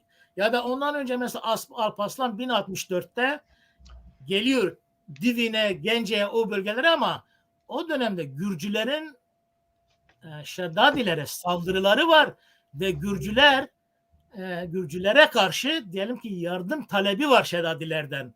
Halifeliğin ya da İslami şeylerin sultana emrettiği, sultana vazife kıldığı bir olay var. Diyelim ki sultan olmuşken tamam, herkes onu kabul ediyor. Herkes ona vergi veriyor. Onun adına hutbe okutuyor. Onun adına para bastırıyor. Ama onun da o yerel hükümetlerden hangisi dara düşmüşse kendi diğer beylerle beraber ordusunu alıp onun yardımına gitmesi diye bir görevi var. Ve bir savaşa gittiği zaman da o yol güzergahında olan diğer devletler, İslam devletleri kendi orduları katılıyorlar. Sultanın ordusuna katılıyorlar. Bu Diyarbakır'da dediğimiz olay böyle. Mesela bak şeyde var. E, e, Urfalı Mateos da var. Bu son dediğimiz 70 hani Urfa'ya Halep'e giden sefer var ya. Bu Evet. seferde mesela Urfalı Mateos'tan anlıyoruz ki Ebul Esvar Şaddadi emiri Urfa'da Alparslan'la beraber. Evet, ama şeyin 1067 yılında Alparslan, Şeddadi ve Şirvanları zaten kendisine bağımlı hale getiriyor. Sefer yapıyor Bağımlı hale getiriyor diye oraya. bir şey yok. Zaten sistemde öyle bir şey var. Yani bu bir hükümet. Yani şimdi diyelim ki Diyarbakır'a bir bölge valisi atandı. Ankara'dan valisi atılmış. Şimdi o bölgenin valilerinin tümü bu bölge valisini tanımayacak mı? Yani Nasıl böyle ya? düşünmemiz lazım. Yani Hayır, bir halife var. bunlar bağımsız devletler. Ufak ufak bağımsız Hayır devletler. bağımsızlık ama şöyle Daha bağımsız ama sonra İslam Selçuklar dünyasının geliyor. içinde. Selçuklar geliyor ve ne yapıyor? Büyük devletler olarak kendi hakimiyetini onlara kabul ettirmek istiyor. Diyor ki tamam, buranın hakimi benim ve bölge valilerini, yani sömürge valilerini atıyorlar. Bu durumda sen onların şartlarını kabul ettiğin zaman vergi Hayır. veriyorsun Her zaman öyle ve olmuyor. asker de veriyorsun. Öyle olmuyor her zaman Mesela işte. Bunu Kutbey, uyduruyorlar. Yani normalde diyelim ki ama İbni zorla Atir diyor bunu. İbni Atir diyor bunu öyle değil, kaynak öyle değil. olarak Yani o İbni anlamda Atir'dir. söylemiyorum. Evet.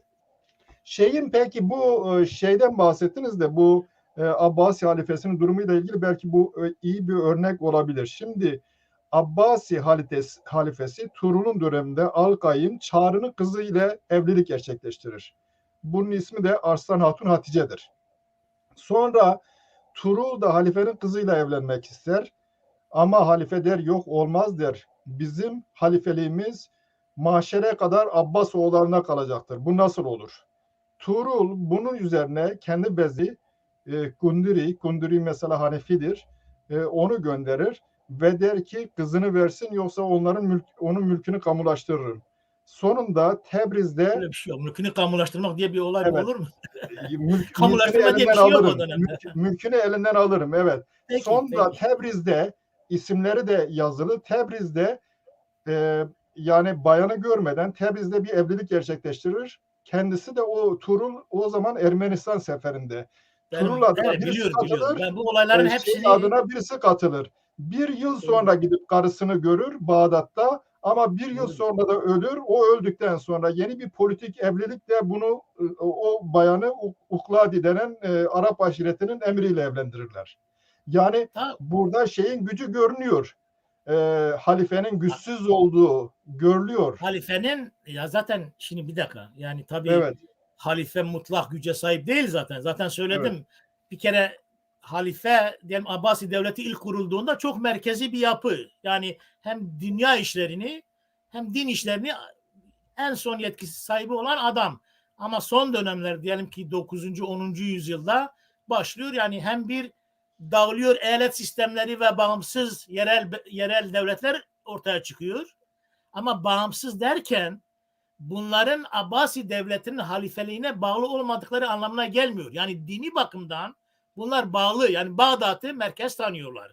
Bağdat adına hutbe okuyorlar. Diyelim ki para bastığı zaman gene Bağdat halifesinin adını yazıyorlar. Ama yani vergileri, şunları bunları kendi iradeleriyle oluşuyor. Böyle bir sistem var. Yani yoksa öyle bağımsız derken öyle yani İslam dünyasının dışında kendi başına kalan öyle değil yani. Bu nedenle bazen mesela Mervaniler diyelim ki doğrudan halifeye bağlanmak istiyor. Genellikle böyle diğerleri de öyle yapmışlar. Bazen de ama bir sultan ortaya çıkınca önce sultana sonra halifeye yönelik. Yani öyle aşamalar bürokratik. Bunlar hep bürokratik aşamalar. Mesela bak size bir şey anlatayım. Sultan ne demek? Yani sultan. Şimdi Georgi Zeydan diye biliyoruz. Hepimizin bildiği bir tarihçi var. Arap tarihçisi. Milliyetçi ama kendisi Hristiyan. Georgi Zeydan. Ve İslam Uygarlıkları diye bir eser yazmış. Çok değerli bir eser. Çok iyi bir eser. Böyle o masal, destan, hikayelerden öte böyle daha çok böyle somut verilere, mantıki değerlendirmelere dayanan güzel bir şey yani. Onu aslında okumak lazım. Zihin açıcı. Diyor ki yani Orta Çağ'da sultan demek Emirül Umera demekti. Yani beylerbeyi demekti. Yani o devletin en büyük beyi demekti. Diyelim ki Osmanlı Devleti'nde sadrazam. Abbasi Devleti'nde de Emirül Umera vardı. Eskiden tabi Abbasi halifesi hem din hem dünyaydı. Ama din ve dünya işlerini ayırınca Emirül Umera diye en üst makam olarak bütün Abbasi halifeliğinin dünya işlerini yöneten bir makam ortaya çıktı. Emirül Umera ya da Vezirül Vuzara gibi kavramlar ortaya çıktı. Şimdi bu kavramlar Gazneli Mahmud'a kadar kullanılıyor. Ama Gazneli Mahmud devletin başına, yani kendi Gazneli devletinin başına geçince Emirül Umera'yı diyor ben kullanmayacağım. Onun yerine sultan kelimesini kullanıyor. Onun dışında o ölünce oğlu geliyor Mesut diye. Mesut da kendisini Sultan Mesut diye ilan. Babasının sultan demiş. Babası da sultan. Şimdi Dandanakan Savaşı'nda yani 1040'ta Tuğrul Selçuklular diyelim yani Mesut Gaznelileri yenince Nişabur yani Horasan'ın merkeziydi o zaman, başkentiydi. Nişabur'u ele geçiriyor. Yani onlar zaten yenilip dağılıyorlar. Zaten dağılıyor. Bir Hindistan bölümü ellerinden kalıyor. Bu İran tarafı hep onların ellerinden çıkıyor. Gidiyor, Tuğrul Bey gidiyor Nişabur'da altın tahtına oturuyor Mesud'un. Ve kendisini sultan odayı ilan ediyor. Yani o da yani sultandan yani ben de Mesut kadarım diye yapıp sultan ilan ediyor. Bundan sonra onu yerine geçen Alparslan da sultan diyor. Mesela baktığımız zaman bu sultan kelimesinin değişik dönemlerde değişik anlamlarda kullanıldığını görüyoruz. Hatta mesela Eyyubiler döneminde yani Selahaddin sultanlık rütbesini daha Fatimiler döneminde alıyor. Yani Fatimilerin veziri Şaver ölüyor ya da öldürülüyor. Onun yerine Şerko geçiyor. Yani halifenin veziri yerine. En büyük vezir. Şerko da birkaç ay içerisinde ölünce Selahaddin yerine geçiyor. Amcasının yerine. Şerko onun amcası. Ve Selahaddin orada sultan rütbesini alıyor. Şimdi yani baktığımız zaman Osmanlılara gelinceye kadar onlar halifeliği ve sultanlığı birleştirince aslında sultan demek Emirül Ümera demek. Yani vezirül yani sadrazam demek.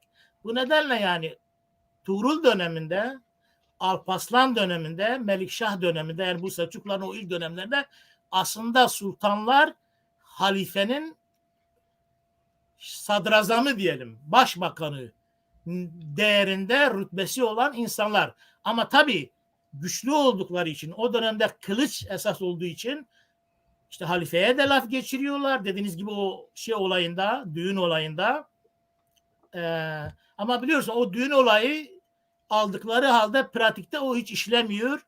Tuğrul öldükten sonra Alparslan hatta bir Kürtlerin de içinde olduğu bir heyetle o hanımı gene halifenin yanına gönderiyor. En son bu hanımla biliyorsunuz bir Kürt evlendi en son. Bir Kürt emiri yani evlendi.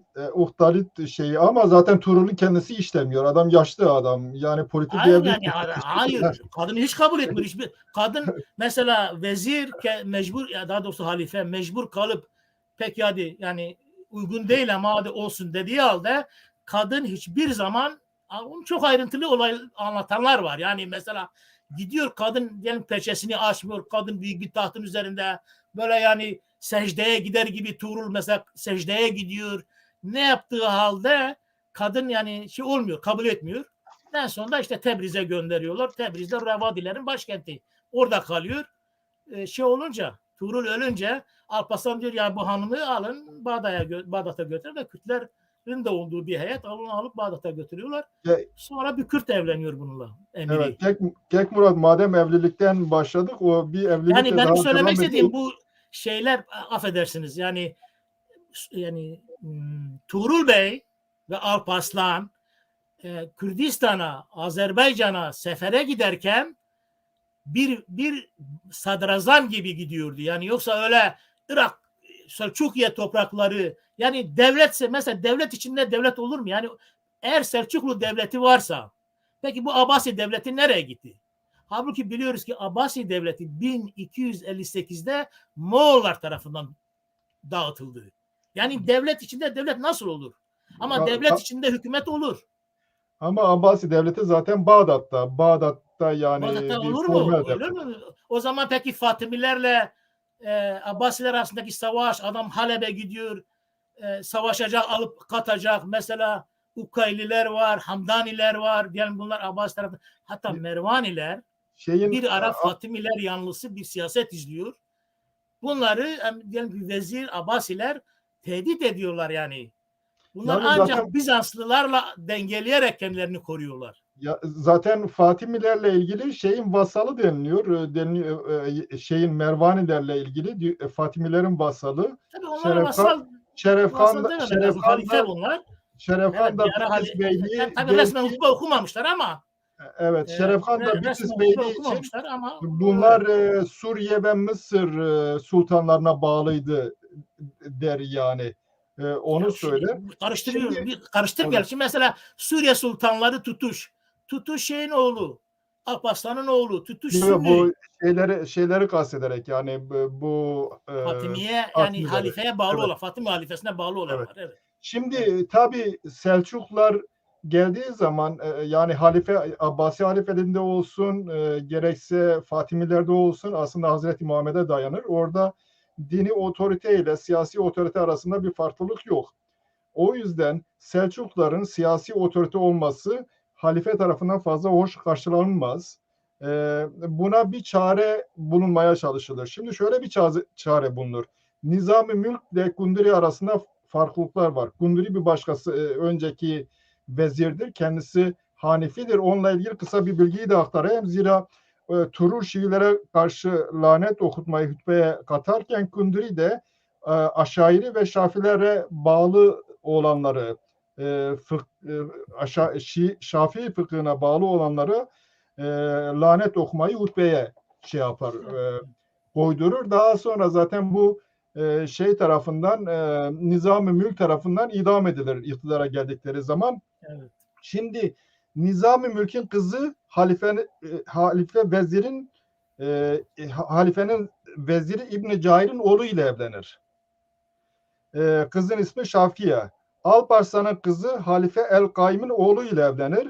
Bu sonradan Halife al-Muktadi olacaktır. Yani evlilik de aslında Selçuklular ya da bunlar birleşiyor Abbasilerle. Sonuçta sizin dediğiniz yere geliyor. Yani bir devlet oluyor.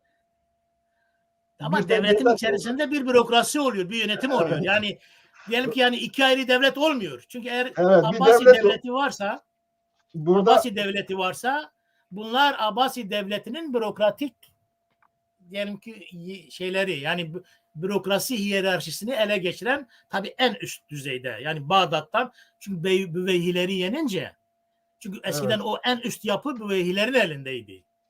Bağdat'taki tabii yapı. Ama bunlar tabii. Büveyhileri ortadan kaldırınca orayı ele geçiriyorlar. Bu nedenle de yani hiyerarşi baştan sona tabii yerel şeylerdeki o devletler değil. Onlar zaten kendi varlıkları var ve belli bir sistemleri var.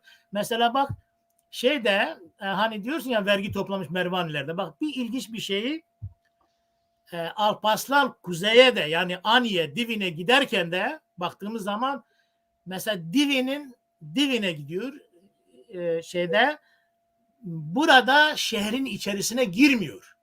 Neden girmiyor? Çünkü şehrin içerisi Şaddadi emirinin şeyinde dışarıda karşılaşıyorlar Divi'nin dışında. O ona hilatlar veriyor, o ona hediyeler veriyor, birbirlerine hediyeler veriyorlar ve savaşa gidiyorlar. Ve savaştan döndükten sonra Divin gene Şaddadilere kalıyor. Abbas yani Alparslan dönüyor. Şeye giderken de öyle. Mesela bu işte Halep'e giderken var ya Alparslan. Evet. Kuzeyden geliyor. Diyarbakır'dan da geçiyor. Diyarbakır surlarının önüne geliyor. Orada yani şeyden Mervanilerden bir 100.000 dinar istiyor. Yani o bir 100.000 dinar olayı var. O 100.000 dinar zaten İslami yasalara göre bu normaldir. Yani şimdi mesela İslami yasalara göre o İslam devletinin komutanı en yüksek komutanı yani sultanı dediğimiz o Emirül Ümera o sadrazamı oradan geçerken buradaki beylerin de görevi yani emirleri diyelim Mervanilerin, Revadilerin, Şeddadilerin görevi de bir kendi ordusundan bir bölümünü onun yanına katmak, 2 ordunun iaşelerini karşılamak üzere bir miktar vergi vermek. Ve Ama zaten çok normal böyle oluyor. Yani şimdi Alparslan gelince şehir Diyarbakır Amit şehrinin dışında duruyor, içeriye girmiyor. Çünkü içeri başka bir devletin şeyi, Mervanilerin şehri. Dışarıda kalıyor. O dönemdeki Mervani beyinin yeğeni olan adam kendi karar diyor şeyde var, İbn Ezrak'ta var. Karargaha giderken, yani savaş karargahı var ya, Alparslan'ın ordusu, diyor 100.000 dinarı da beraberinde götürdü.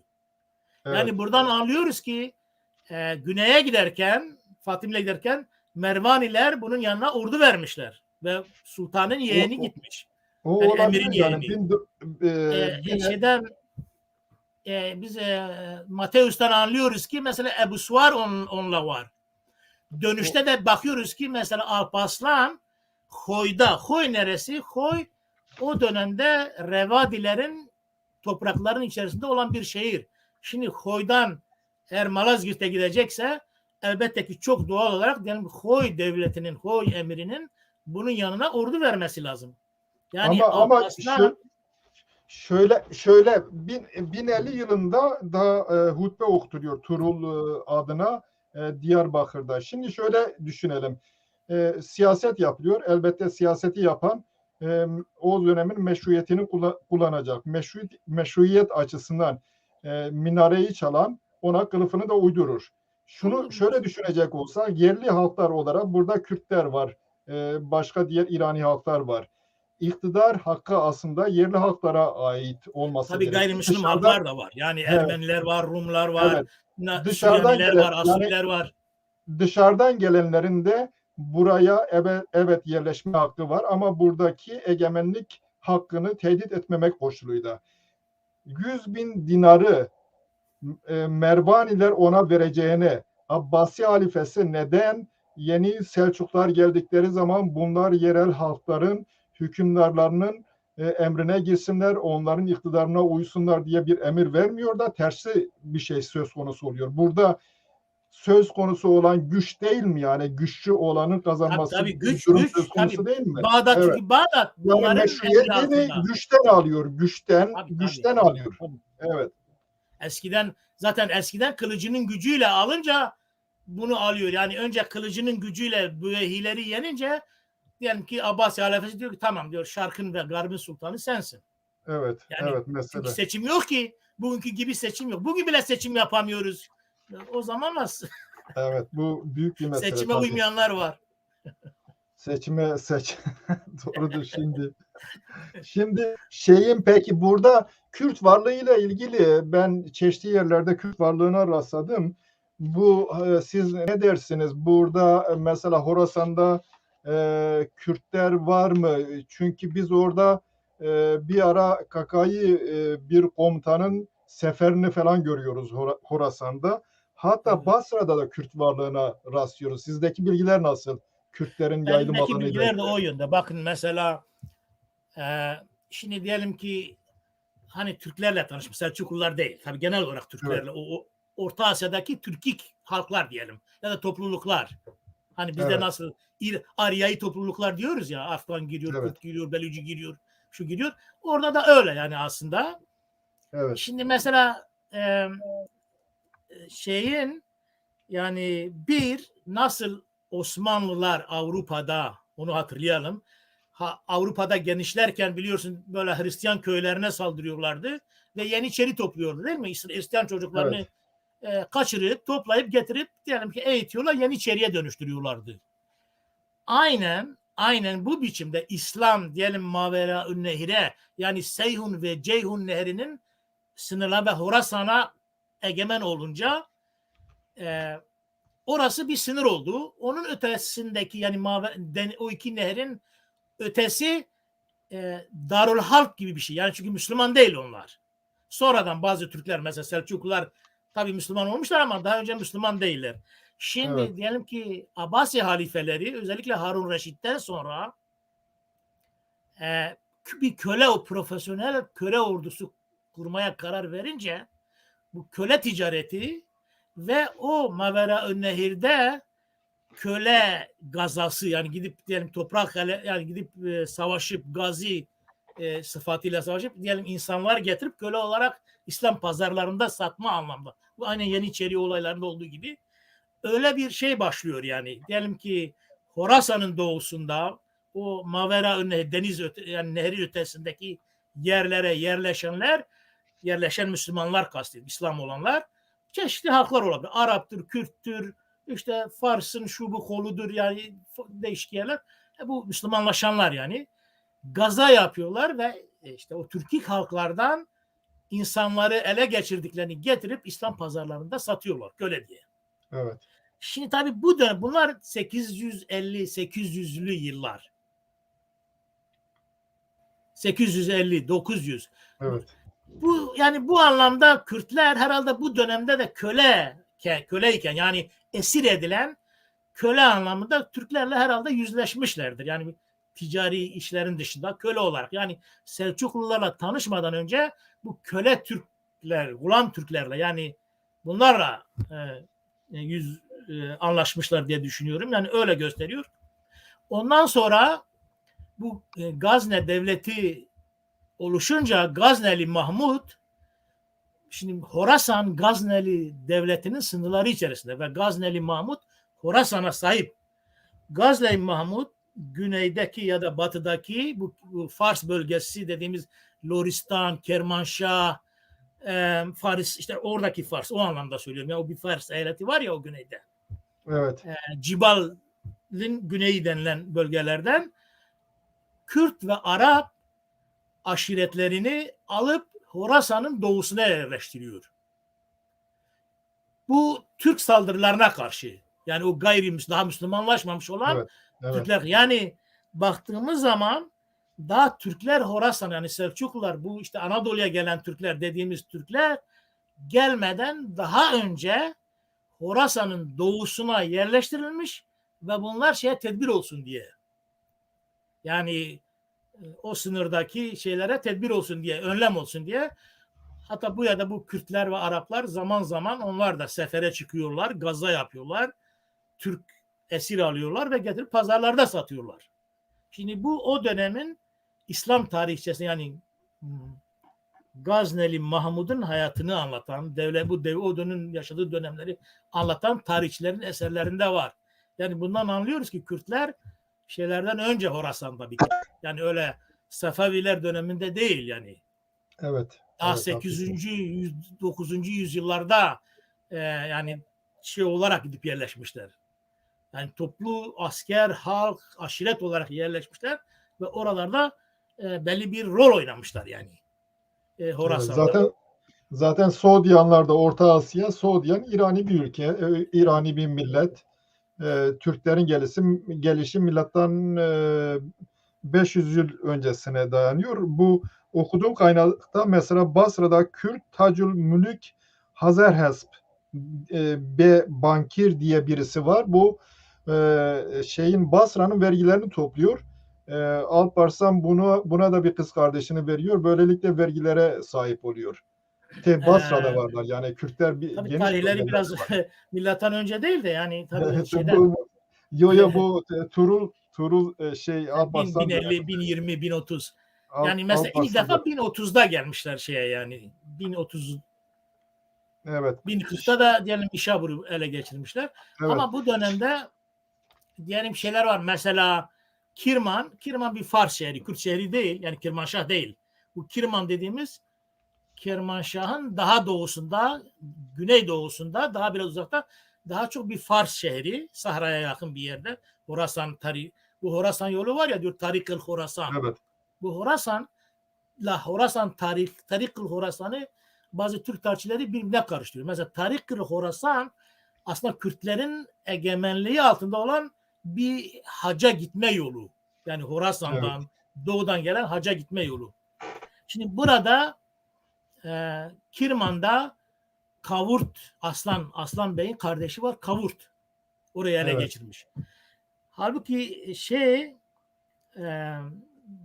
KKV2'ler şeyden Şebin Kara mı? Fadlun, yok Fadlun. Fadlun Pardon, evet. şeyden, Şebin Karalardan Fadlun. Yani Alparslan'la Fadlaviye devleti dedikleri var ya, onlar Şivankara ile aynı, aslında aynı devlet de isimleri olan. Çünkü aşiretlerinin ismi Şivankara olduğu için Farslar Şebankare diyor. İbn Esir mesela Şuvankare diyor. Yani Şivan, Kürtlerin evet. Başka yerde Şivan Kara geçiyor. Kürtlerin şivesiyle, Kürtlerin diliyle, Diliyle. yani İbn Esir onlara Şuvankare diyor. Farslar ama Şebankare, Şeban, çoban. Onlar tabii onun Farsça kelime. O versiyon yani. Kürtlerinki Evet. Şuvan. Bu bölgede mesela birisi onun kardeşi, Kavurt, Alparslan'ın kardeşi. Ama yani Fadlun diyor ki burayı bana ver. Ve diyor ki sana şu kadar vergi vereceğim her yıl. Alıp kardeşine alıyor, yani bir Kürt emrine veriyor.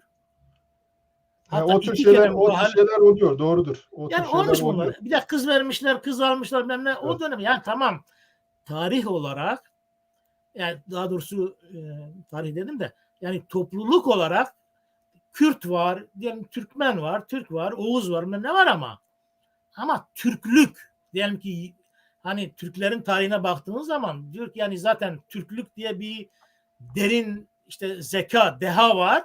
Devlet kurma kabiliyeti çok yüksek olan derin bir deha var ve Türkler bu dehaları sayesinde ta bilmem Horasan'dan başlayıp Anadolu'yu Türkleştirmek böyle gidiyor. Yani öyle değil. Evet. Aslında Türkiye'nin oluşması son 300, yani Türklüğün oluşması son 300 yıllık bir gelişmenin ürünü aslında. Yani Türkiye topluluklar olabilir. Yani etnik olarak Türk olan, Türkmen olan şeyler var.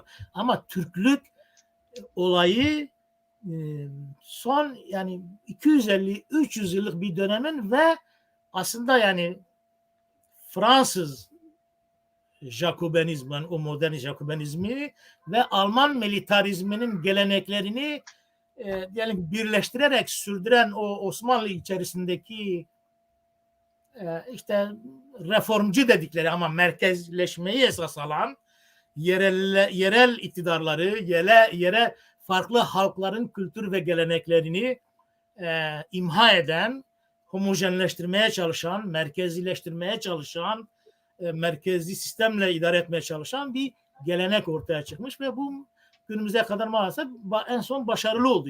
Bir sürü toprak kaybı tabii ama başarılı Evet. oldu. Şimdi bunlara reformdan ziyade bakmak lazım. Yani aslında diğer halkları imha eden, asimile eden ve daha çok da baktığımızda yani bu Avrupa kökenli, Yeniçeri kökenli, Avrupa'da Osmanlı müttefikleri olarak Müslümanlaşıp sonradan diyelim ki Avrupa milletlerinin kendi bağımsızlıklarını kazanmalarıyla gerileyip Osmanlı Türkiye topraklarına gelenlerin sürdürdükleri bir gelenek var.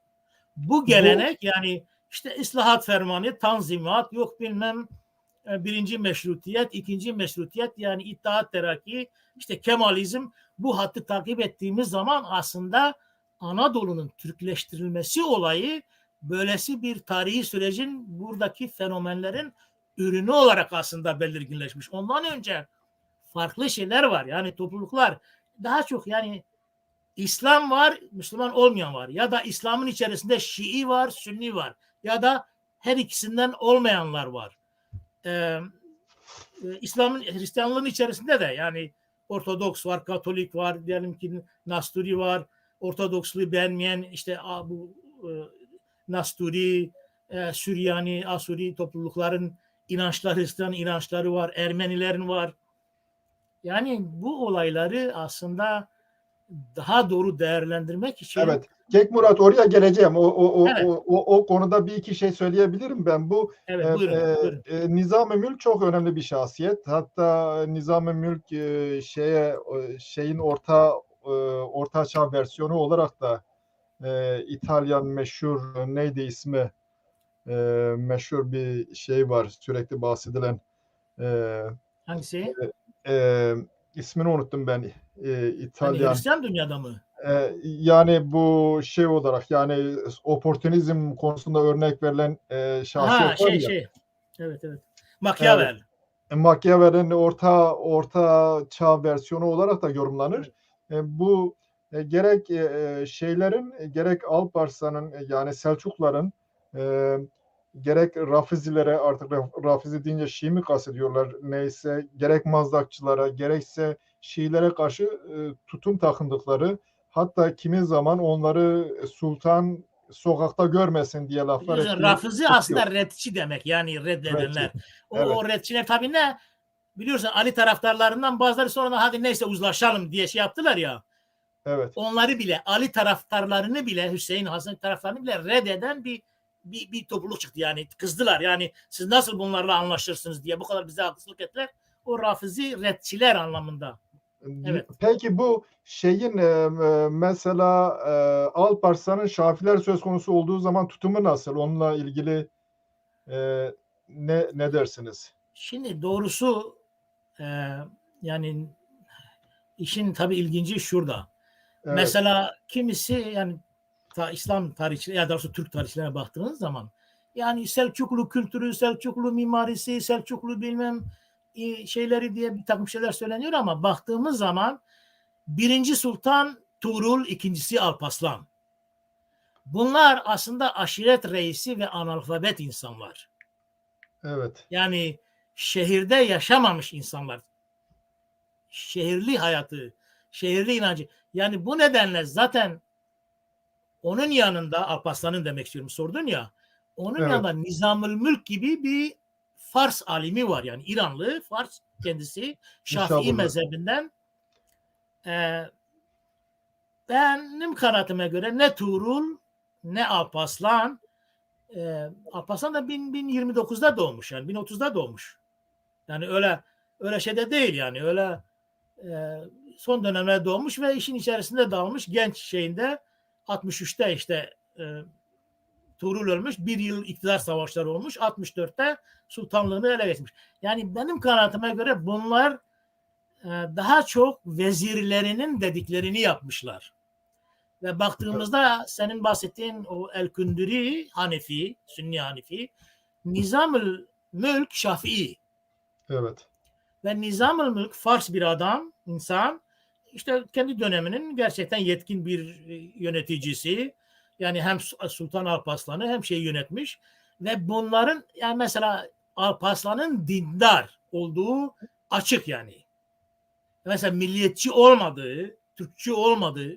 Mesela Tuğrul daha pragmatist. Tuğrul daha böyle dediğin gibi zaman zaman Türkmen şeylerini o kullanmış ya dedik ya kendi egemenliğindeki camiyi yakıyor yani yani Sincar'da Tuğrul. köy Evet, o istila dönemlerde bir takım köyler, şehirler daha doğrusu şöyle yapıyorlardı. Mesela gelince önce şehrin etrafındaki bütün tarlaları, bağları, bahçeleri yakıyorlar, yıkıyorlardı ki yani şehir bir yerden besin alamasın diye. Yani önce yani ekonomik abluka ve sonra askeri abluka ve sonra yağma ve talan. Yani öyle taktikler var. Yani askeri o konuda araştırma yapıldığı zaman bunların yani bilinerek böyle önce böyle oraları yakıp yıkıyor. Sonra şehir evet. işgal ediyor. Aç bırakılıyor.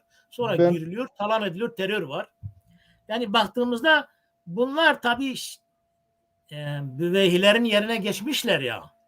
Yani sünnilik olayını iyi anlamış olsalar da olmasalar da ekmeklerini yediği, iktidarlarını korudukları bir malzeme olarak Fatimilere karşı Sünniliğe sahip çıkmışlar.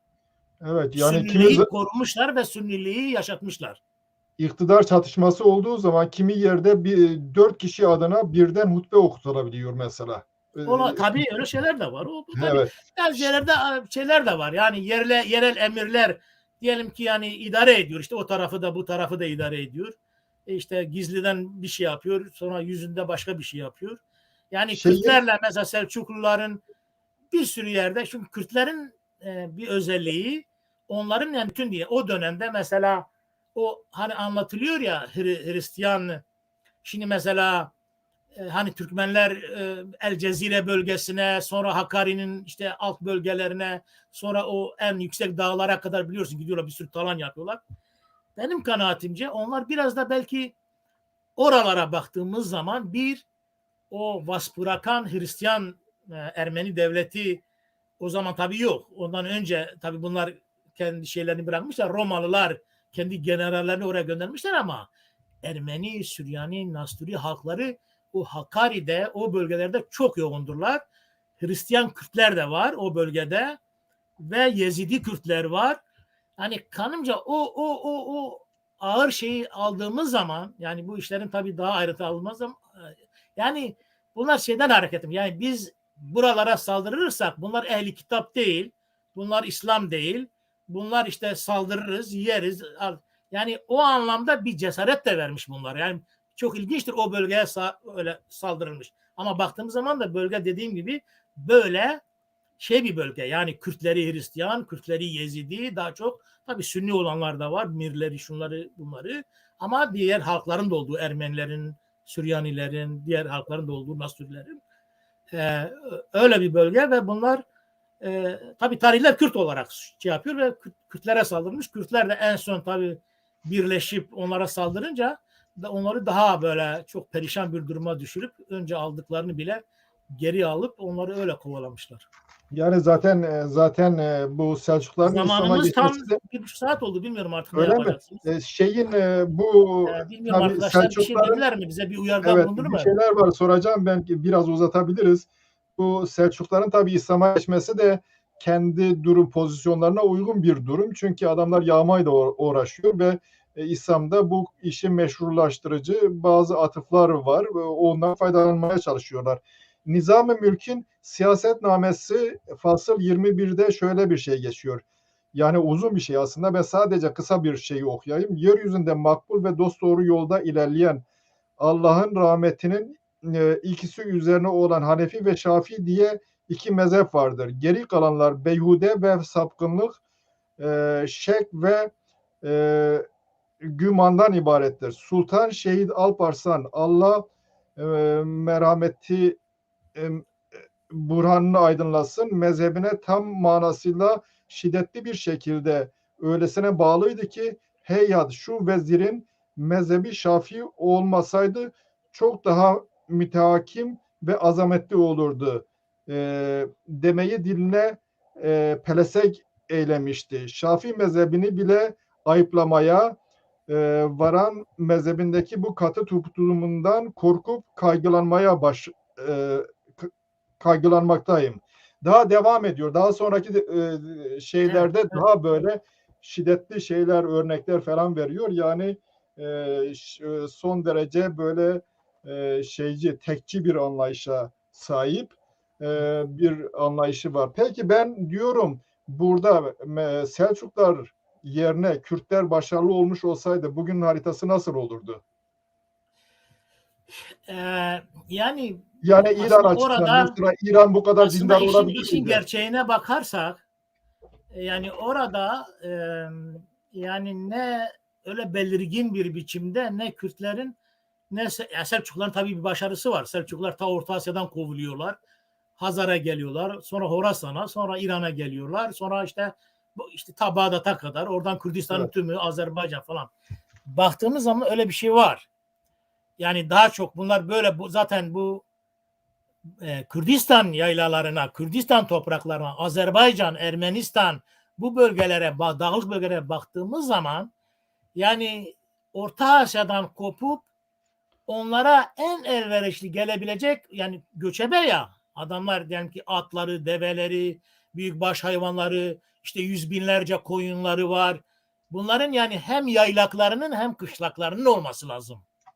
Çünkü yani bu hayvanlar için yani 6 ay daha sıcak olması lazım. İşte daha serin 6 ay, diğer 6 ayın daha serin olması lazım. Yoksa yaşanamayacak. Yani baktığımız zaman şeylerde böyle. Kürtlerde de böyle. Tabii Kürtlerinki kendi dağları ve yaylalarıyla sınırlı. Böyle Evet. olunca Kürtler yarı göçebe. Yani çünkü mesela Kürtler güneyde çöllerde ev kurmuşlar. Dağlarda diyelim ki kaleler inşa etmişler. Sürekli oraları koruyorlar. Bir takım şehirler var. Yani yerleşik bir hayatları var. Hem tarım yapıyorlar hem hayvancılık yapıyorlar. Biraz daha böyle toprağa bağımlı, yere bağımlı öyle Türkmenler kadar şey yapamıyorlar. Yani Türkmenler tabii daha böyle serbest, daha böyle uzun mesafelerde seferler yapan, savaşlar yapan, o tür kabiliyetleri edinmiş, toprak ya da yaylak, işte kışlak ele geçirmeyi yapan eylemlerde daha becerikli şeyler var. Bu anlamda yani Türklerin bir tabii yararına işleyen bu bölgede bir olay var. Ama baktığımız zaman onların bile yani mesela ilk Selçuklular bir Tuğrul, iki Alparslan, üç Melikşah. Melikşah 1092'de ölmüş. Ondan sonra baktığımız zaman Selçuklular birbirine düşmüşler. Yani bunların oğulları birbirine düşmüşler. İki olay başladı. Bir yerde o atabekler dediğimiz, atabeyler dediğimiz yani şehzadeler, hani atabek ne demek? Sultan, işte bir sürü çocuğu var, oğulları var. İşte oğlu küçükse oğlunun annesiyle beraber yanına bir lala koyuyor, atabek diye. Yani ona eğitim verecek. Diyelim ki devletinin kenar şeyinde bir şehre gönderiyorlar. Orada Evet. atabek o şehzadeyi yani şehzade orada idareci oluyor. Şimdi Selçuklular parçalayınca bir de atabekler diye şeyler ortaya çıktı. Devletler, Türkiye devletler. Mesela baktığımız zaman bunların Selçuklu olmadıklarını görüyoruz.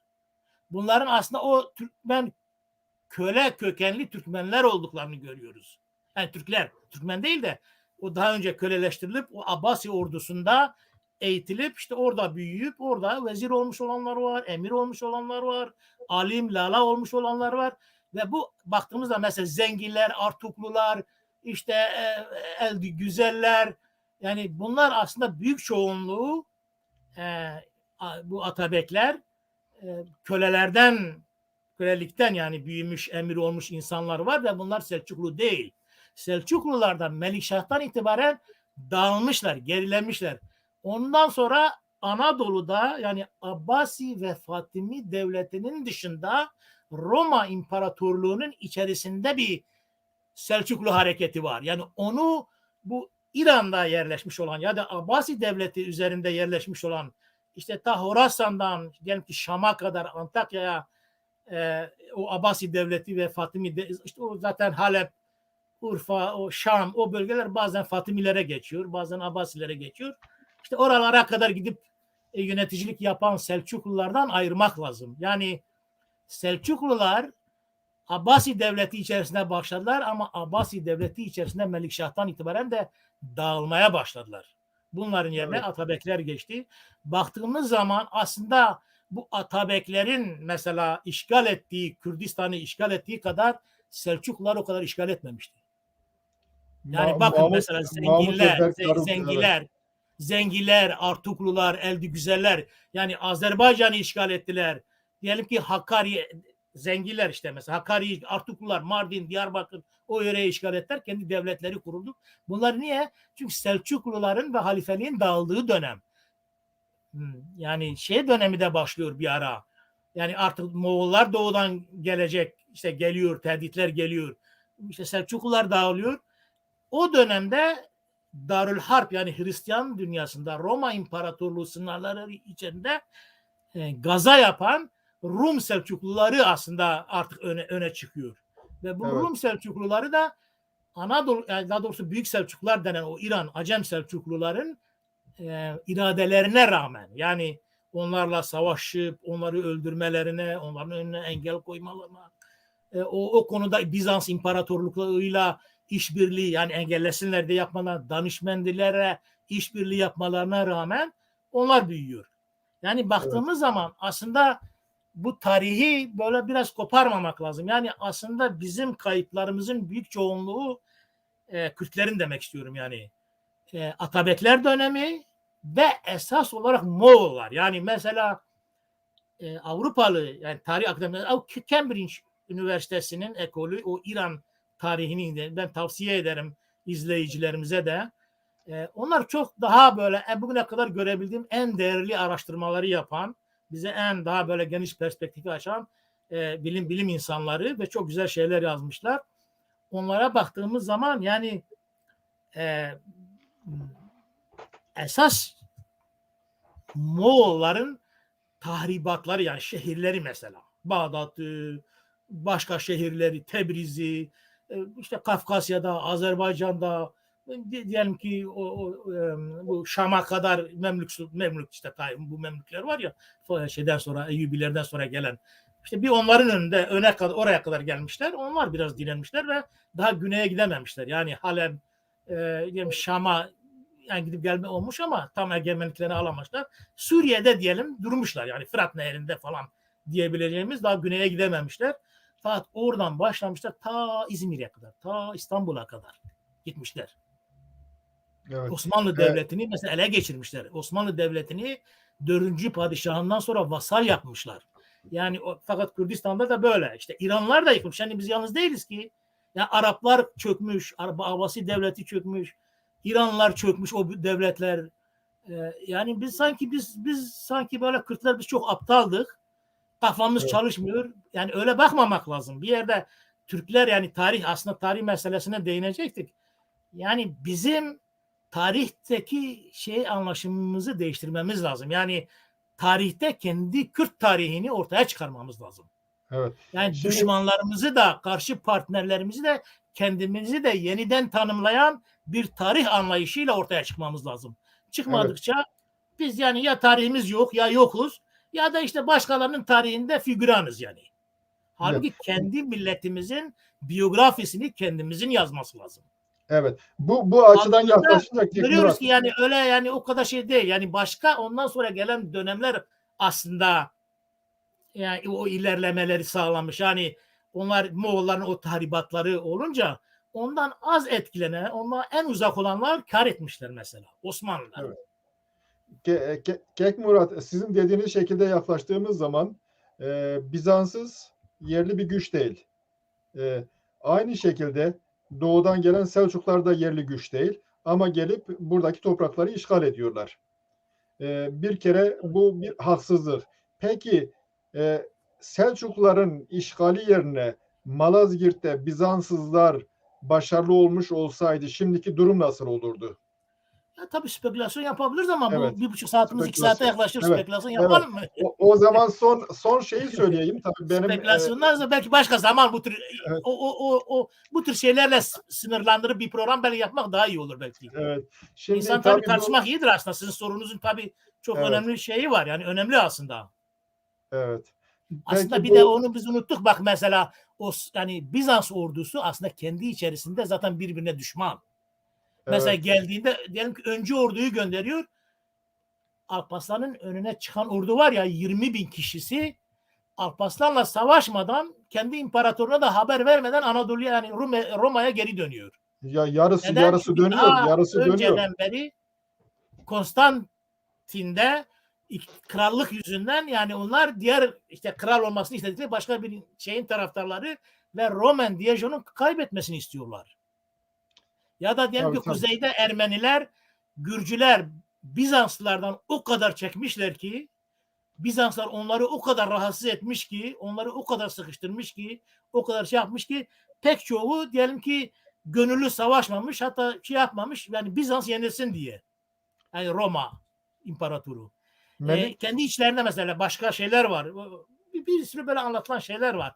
Yani aslında yani Bizans'ın kendi durumundan kaynaklanan bir takım şeyler var yenilgiye getiren. Bir de bu şey aslında yani böyle şimşek gibi gelen bir muharebe olayı. Yani aslında baktığımız zaman 600.000 kişilik ordu bile olsa bu 600.000 kişi zaten bir kere bunların 600.000 kişi 60.000 asker de olsa o 60.000 askeri diyelim ki 24 saatte bir doyuracak malzemeyi taşıyan, işte yemek yapan, yemek yeniden getiren, atları besleyen, bilmem ne yapan o sivil insanları düşün.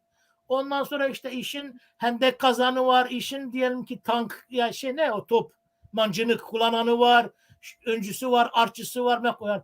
Yani aslında böyle yani 40-50 kişilik, 50.000 kişilik bir hareketli bir ordu var. Onun da 20.000 kişisi mesela öncü diye Alparslan'a göndermiş. O zaten savaşmadan gitmiş. Yani Roman Diyojen'in etrafındaki ordu yalnız kalmış. O da böyle aniden şimşek hareti. Çünkü bu gelenler Hoy'dan gelenler var ya tarihçiler yazıyor. Hepsi süvari. Yanlarında üstelik bir yedek de var. Yedek at. Hızlı geliyorlar ve hızlı vurmuşlar. Beklenmedikleri İranların avantajı o. Sürekli savaşlarda onu kullanıyorlar. Evet, İranlılar. evet. Evet. Yani öyle şimşek gibi gelmiş ve beklemedikleri yerden vurmuş. Yani Evet.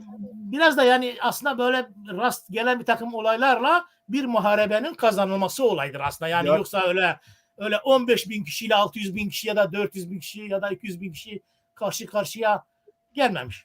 Bilmiyorum, Kek Murat arkadaşlar diyorlar ki Kek Murat baktın hatta mı? sadece bir şey söyleyeyim. Hatta Evet. bu yani tartışma açmak için söylemiyorum. Safaviler Savaşı'nda da onu düşünüyorlar. Diyorlar bizim hareketli ordularımız var. Belki başarı kazanırız. Tabii o dönemde toplar devreye giriyor. O yüzden durum değişiyor.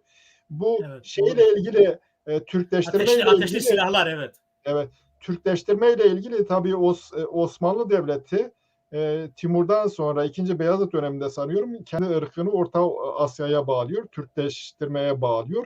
Evet. Sonra Yavuz'la birlikte de Kürdistan bölgesi onların egemenliğine geçiyor. Mülkiyet hakkı ayrıca Osmanlı'nın kendisine aittir.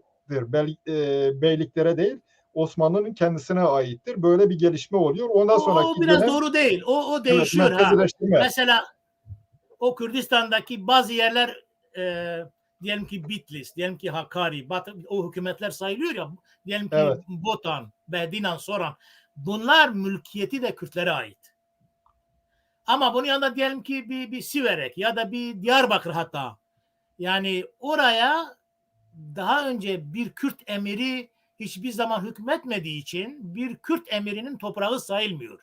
Bu nedenle Osmanlı kendi beylerbeyini atıyor ve oranın geliri tamamıyla Osmanlı, hatta padişah çoğu kez bu tür yerlerin geliri doğrudan Sadece sultana ya da halifeye istediği gidiyor. zaman müdahale edip de alma hakkı var yalnız. Onu yapıyor. Böyle karışıktır Zamana yani yayarak. ekonomi ve mülkiyet biçimleri. Kürdistan'da işte tam Kürtlere ait olanlar var.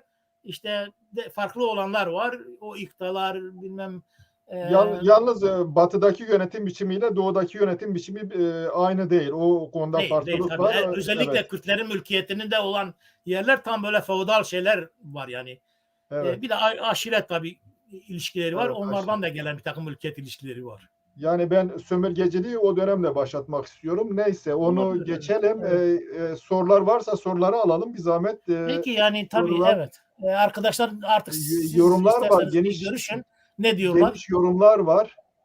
Evet. Geniş yorumlar var. Bakalım. Evet. Onlar bizi de uyarsınlar ne yapacağız veya siz tabii. Ben Ali altı Yurtsever bekliyorum. Eğer benimle Fatimiler ilgili bir şey Fars varsa mıdır diyor.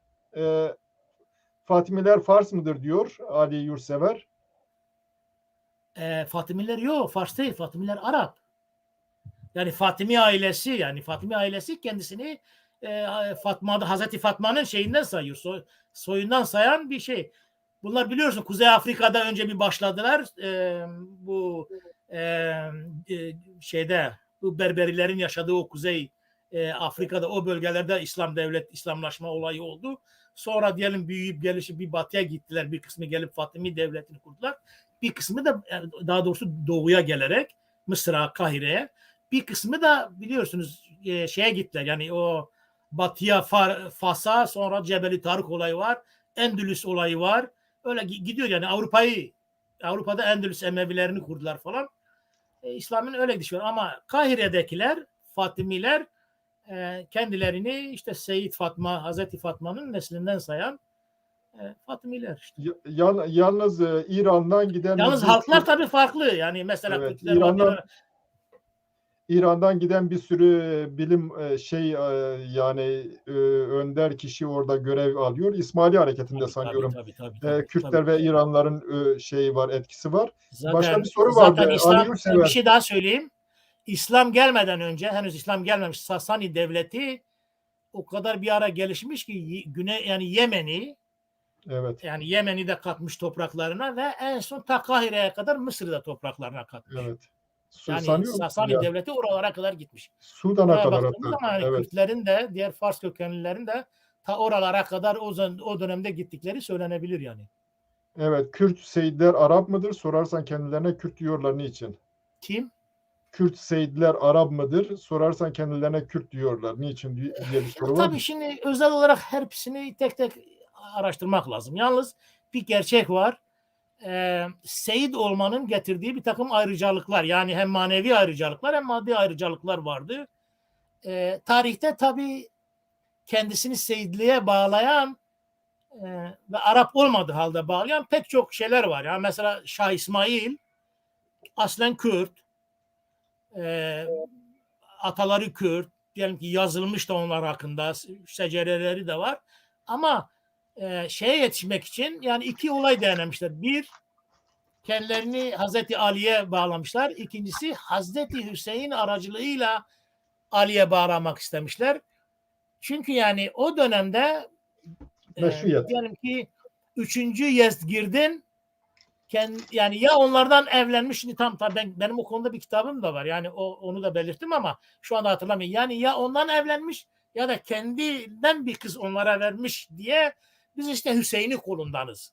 Adam niye bunu diyor? Hüseyin Çünkü evlenmiş, evet. yani Öyle. şimdi öyle deyince Yezgird'in mirasçısı da olmuş oluyor. Yani hem kendisini İran'ı göstermek hem de Seyit göstermek için Hüseyin'i kolun, yani Hasan'ı değil de Hüseyin'i kolundanız diye iddiada bulmuşlar. Şeyde de böyle yani bir sürü aslında bizim Sünnilerde de Alevilerde de var, dedelerde de var. Kendilerini Seyitlere bağlayan, yani Seyit deyince tabii Hazreti Ali'nin soyuna, diyelim Fatma'nın, Hüseyin'in, Hazreti Ali'nin yakın çevresinin soyuna bağlanma olayı var. Yani incelemek lazım. Evet. Ama benim kanaatime göre bunlar aslında esas olarak yani bizim bildiğimiz bu Kürt emirleri Kürttürler. Ama öyle demek çünkü o dönemde din esastı. Yani en kutsal olanları işte en benimsenir olanları falan işte Seyitler, Hazreti Muhammed'e. Şimdi mesela işte Abbasi halifelerini niye kimse düşüremiyor? Çünkü yani işte peygamberin sülalesinden birisinin gelmesi lazım. Yani bir halifeyi düşürdüklerinde bile zaman zaman darbe yapıp düşürmüşler. Ama onun yerine ya kardeşini ya oğlunu ya daha yakın bir akrabasını, gene yani aynı halife Arap Abbasi'yi getiriyorlar. Yani o dönemin anlayışı öyle ya. Yani öyle olması lazım. Yani her dönemde meşruiyet arayışı var. Evet, Onun genel meşruiyet olarak anayasal bir şey gibi. Evet. Din Baran esaslı. Yani Hristiyanlarda da böyleydi. O dönemde din Hristiyanlar da böyle. esaslı. Dini savaşlar, dinine bağlı olarak yön belirleme. İslam dünyasında da böyleydi yani. Evet. Baran Zeydanlıoğlu'nunki yorumdur. Halep doğumlu İbnül Adil belirtir. Alparslan'ın yanında 4000 süvari kalmıştı. Sultana Kürtlerden ve öteki kavimlerden olmak üzere 10.000 kadar insan da kalmıştı. Yani bu konuda çeşitli şeyler söyleniyor. Bunu söyleyen tabii Davadari. Bunu söyleyen Davadari da benim bildiğim, benim aldığım kaleme, ama Sıbt İbnül Cevzi tümünü Kürt sayıyor. Yani Kürt ve vesaire başka haklar da demiyor. Yani diyor 10.000 Kürt sadece diyor. Evet, olabilir 10.000 Kürt, evet. Evet. 40.000 Alparslan'ın ordusundan 40-45 binden bahsediyorlar. Kürt süvari birlikleri sadece Mervani Kürt devletinde Hayır. gelmedi. 15-16 bindir en geç bahsedilenler. Yo, toplam ordusundan o kadar bahsediyorlar. Yani değişik Kim kaynaklar. Size bahsediyor? gönderdiğim bir kaynakta var mesela. Hayır, ben Bir hiçbir kısmı da kaynakta 20 bini gönderildi. geçen hiçbir yer yok yani. Artık Kürt süvari birlikleri sadece Mervani 15.000 süvariden bahsediyorlar. Diğer ordu Zaten başka yaya yok. Hepsi var. Yalnız o var. Yani bir kısmı da Kafkasya'da göndere. Kürt Yalnız süvari ama birlikleri sadece Mervani Kürt devletinde gelmedi. Bir kısmı da Kafkasya'da gönderildi. Diyarbakır'da da gönderildi iddialara göre. yok. Bunların hiçbirisi yok. Kafkasya'da gönderilen anlatım, yani aslında bunu düzenlemek lazım. O şey yapan arkadaşlar izlerlerse yani yanında bir 4000 muhafız ordusu var. Bunların hepsi köle. Komutanları da dahil. Tabii bunlar Türk kökenli ama Selçuklu değil, Oğuz değil bunlar. Daha önce köleleştirmiş Abbasi ordusunda diyelim ki eğitilmiş profesyonel köle ordusu. Ve bunlar Alparslan'ın özel şeyi. Onun dışındakiler Mervani, Revadi ve Şeddadi ordusunun verdiği askerler. Evet. Yalnız Bosfor şeyi de diyor. Diğer Türkmen kabilelerinden de o Anadolu'da sefer yapan bilmem ne onlardan da kuvvetler katıldı diyor. Mustafa Kalpak Selçuklular askeri seyyar bir güçtür. Çadır ve yurtlukları yok. Abbasiler döneminde devlet değildiler. Hüsamettin Turan bir soru sormuş. O yorum. Murat Kim? Civan hocama bir soru sormak istiyorum. Bazı kaynaklarda Abbasi devrimini bizzat Kürtler yaptığını, hatta başkentlerinde çölemerk olduğunu söyleniyor. Bu konu hakkında Murat Hoca ne düşünüyor? Abbasilerin mi? Hayır, Abbasi yani tabii Abbasiler bir aileydi. evet, Emeviler tabii bir ara yani 750'ye kadar Emeviler. Tabii Emeviler çok zorba bir yönetim haline geldiler ve Araplar dışında diyelim ki Farslar, İranlar, Kürtler gibilere mevali diyordular. Yani Müslüman olanlara da mevali diyordular. Yani ikinci derece vatandaş gibi. Ve bunlar o kadar o duruma geldiler ki yani özellikle İrani halklar, Aryai halklar arasında Kürtler olmak üzere başta bir hoşnutsuzluk belirdi. Sonra Ali taraftarları Araplar da bu hoşnutsuzluğa getirdiler ve Abbas taraftarları da. Bunlar mesela ilki Eba Müslim-i Horasani o dönemde Basra yöreleri, Küfe yörelerinde oralarda kalıyor. Ve bu Abbasi halifesi daha muhalefetteyken, Abbasiler daha doğrusu diyelim, o zaman halife değil de Abbasi ailesi, işte Hazreti Ali taraftarları bunu alıp Horasan'a gönderiyorlar. Demek ki yani adamın Horasan'da bir yani tanıdıkları, bir kuvveti oluşabilecek ve oradan bir orduyla gelecek. Ve zaten yani tarihlerin yazdığı Eba Müslim ve Horasani'nin getirdiği ordu sayesinde bunların yendikleri iktidara Emeviler geldiler. 750'de yendikleriyle ilgili bilgiler var. Bunlar İrani, hatta Eba Müslim ve Horasani'nin Kürt olduğunu söyleyen yani Kürt tarihçilerimiz de var. Mesela Mehmet Emin Zeki Bey, başka tarihçilerimiz de var. Yani çok da öyle acayip kaçmaz Kürt olması. Yani biraz önce bahsettim mesela ta Gazneli Mahmut zamanında Kürtler işte daha böyle Selçukluların, Oğuzların esamesi Horasan'da okunmamışken, daha onlar Müslümanlaşmamışken Kürtler Horasan'ın doğu kısmında yerleşmiş aşiretler, halklar olarak yani. Evet. Yani bir güç olarak, halk olarak varlar. Gek Murat, Hüsamettin Turan başka bir yorum yapmış. Savaş Anadolu kapılarını Türklere açma değil, bizzat İpek yolunu ele geçirmektir. Alparslan da Türk değil, bizzat Peştuni Kürtlerdendir. Ben diyorum o da Türk olsun, yeter bu kadar Kürt bize. Ne diyorsun? Onu bilmiyorum artık. Ben onu rastlamadım. Öyle bir bilgi varsa onu söylemek daha tabii ciddi yerlerde, ciddi kaynaklardan söylemek lazım. Yani mesela Evet, ben şimdi diyelim ki şu anda çok ciddi şeyler söylüyorum.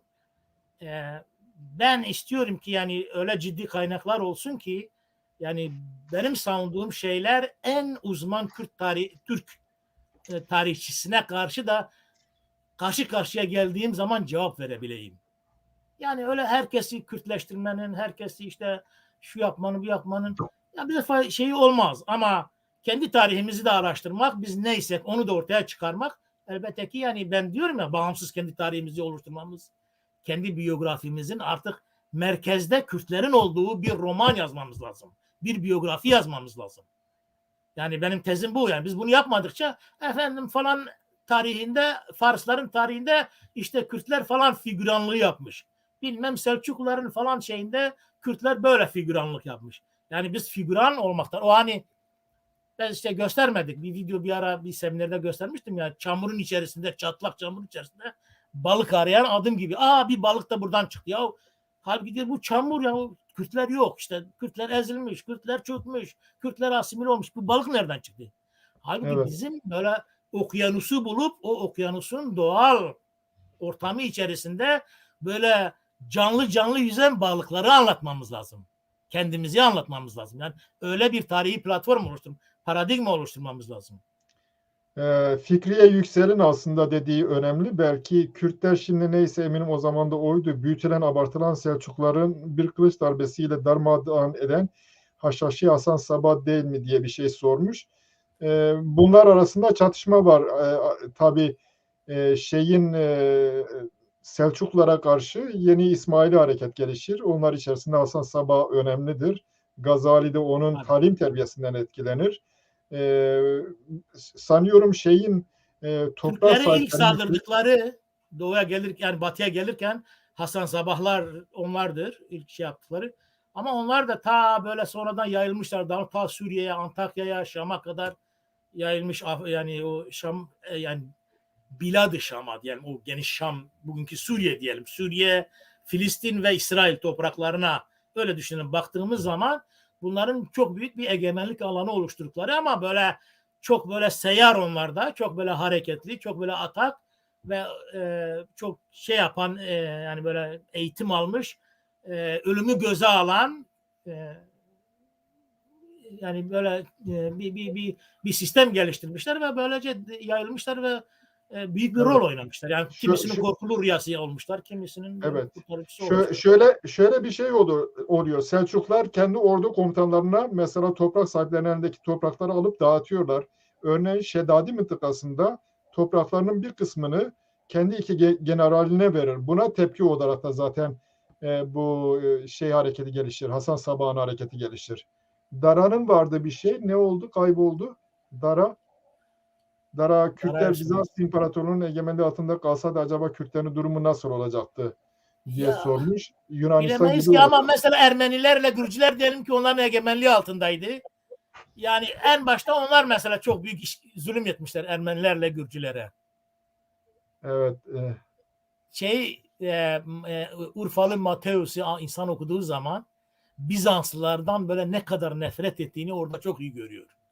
Evet. Yani o da dini düşünen böyle gelen her felaketin Allah'ın işte diyelim işlediği suçlar nedeniyle bir cezalandırması olduğunu düşünüyor. O Malazgirt'i mesela öyle değerlendiriyor diyor. Yani bu zalim Bizanslıların işte Ermenilere diyelim o anlama gelecek sözlerle o kadar işte şey yaptıkları yani eziyet ettikleri o günahkarlık yaptıkları şeyler nedeniyle yani bir yerde Allah'ın gönderdiği bir günah Evet. onların günahkarlığına karşı gönderdiği bir cezalandırmaydı yani. Melikşah'ın ordusunda 9.000 tane Ermeni varmış mesela. Melikşah'ın. Nerede hangi olabilir bilemiyorum tabii hangi Evet. savaşta insan onu bilse. Yok, savaş yani hatta şey o konuda farklı şeyler düşünüyor. Nizam-ı Mülk bunları diyor çıkar ordudan bilmem ne. O tür gelişmeler var. Evet. Neyse artık Evet. bunlar tabii hepsinin detaylı yani o Evet. Hep bütün olabilir yani meselelere ben giremeyiz. şey yapmak istemiyorum yani Evet. ama açık olan benim söyleyebileceğim bu farklı yorum getiren arkadaşlara yani bir öyle hemen ucuzdan her kaynağa her şeye sahip çıkmayalım. Bir kere kaynağı iyi öğrenmek lazım. İyi araştırmak, iyi eleştirici gözle araştırmak lazım. Bir de her kaynakta yanlış olabileceği hesabıyla yani %100'ünü alıp yutmamak lazım. Yani hepsini böyle gözden geçirmek. %80'i çok güzel olabilir. %20'si diyelim ki yanlışlar da olabilir ya da farklı şeyler olabilir. Bir o bir de Serdar, yani kendi şeyimizi kendi evet, paradigmamızı oluşturduğumuz zaman mesela çoğu kez düşünmüş müyüm? Türklerin öyle tezleri var ki Kürtçe'de diyorlar ya bir çıpızk. Yani böyle bir parmak ucuyla vursan o tez düşecek. Fakat Türkler etrafında öyle bir tahribatkarlık yapmışlar ki yani Kürtleri küçük düşürürken, Kürtler yok sayarken, işte şurada vardı, şurada yoktu derken bir de Selçukluları ya da Türkleri işte büyük deha, büyük bilmem devlet yeteneği sahibi insanlar öyle büyütmüşler, ölmüşler ki o tahribatla bir de çevirdikleri her İslami kaynağı, her batılı kaynağı mutlaka tahrip etmişler. En mesela artık burada da gereği yok olmaz dediğin yerde tarifatçılığın, sahtekarlığın olduğunu görüyorsun. Bu nedenle tavsiyem 19. özellikle 19. evet yüzyılda Avrupa'da özellikle İngilizce ve Fransızca bu İslam kaynakları var ya İbnül Esir başka diğer İslami tarihi anlatanları Avrupalılar İngilizceye ya da Fransızcaya çevirmişler. Arkadaşlara evet, tavsiyem o kaynaklardan yani Arapça bilmiyorsanız orijinali hatta Arapçaları bile çünkü Araplarda da tarifatçılık var. Yani diyelim ki basılı bir şeyse bir Arap milliyetçisi alıp onu değiştirerek basmış olabilir. Bu nedenle aslında bizim kurumlarımıza, devletlerimize yani bir Güney Kürdistan devletlere iş düşüyor. Yani en orijinal, en birinci derece kaynağı görüp o kaynağı onların basması lazım. Yani bizim en birinci kaynağı görmemiz lazım.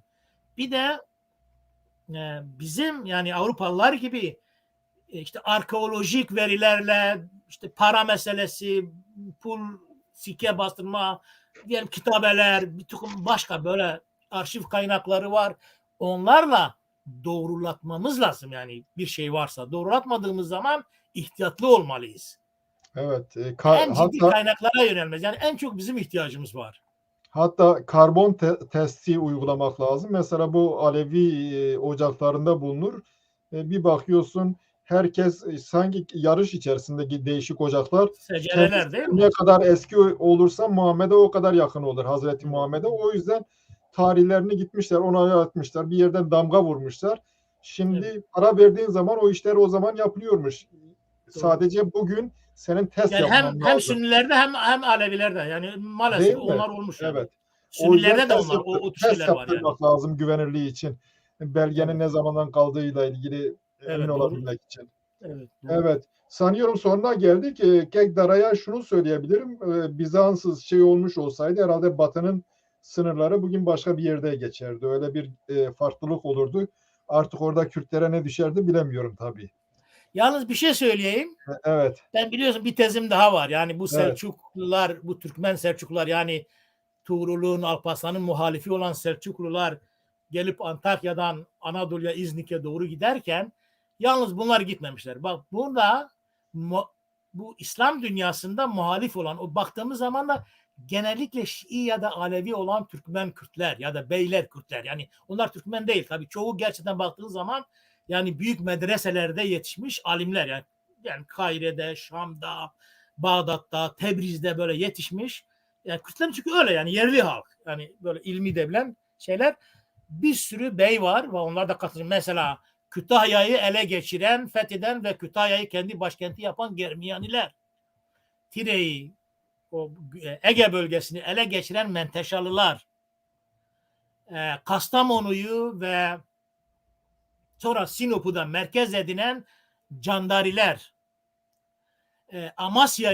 Amasya kentini ele geçiren Bahaddin Kürt ilk ataları Bahaddin Kürt olan Şadgeliler.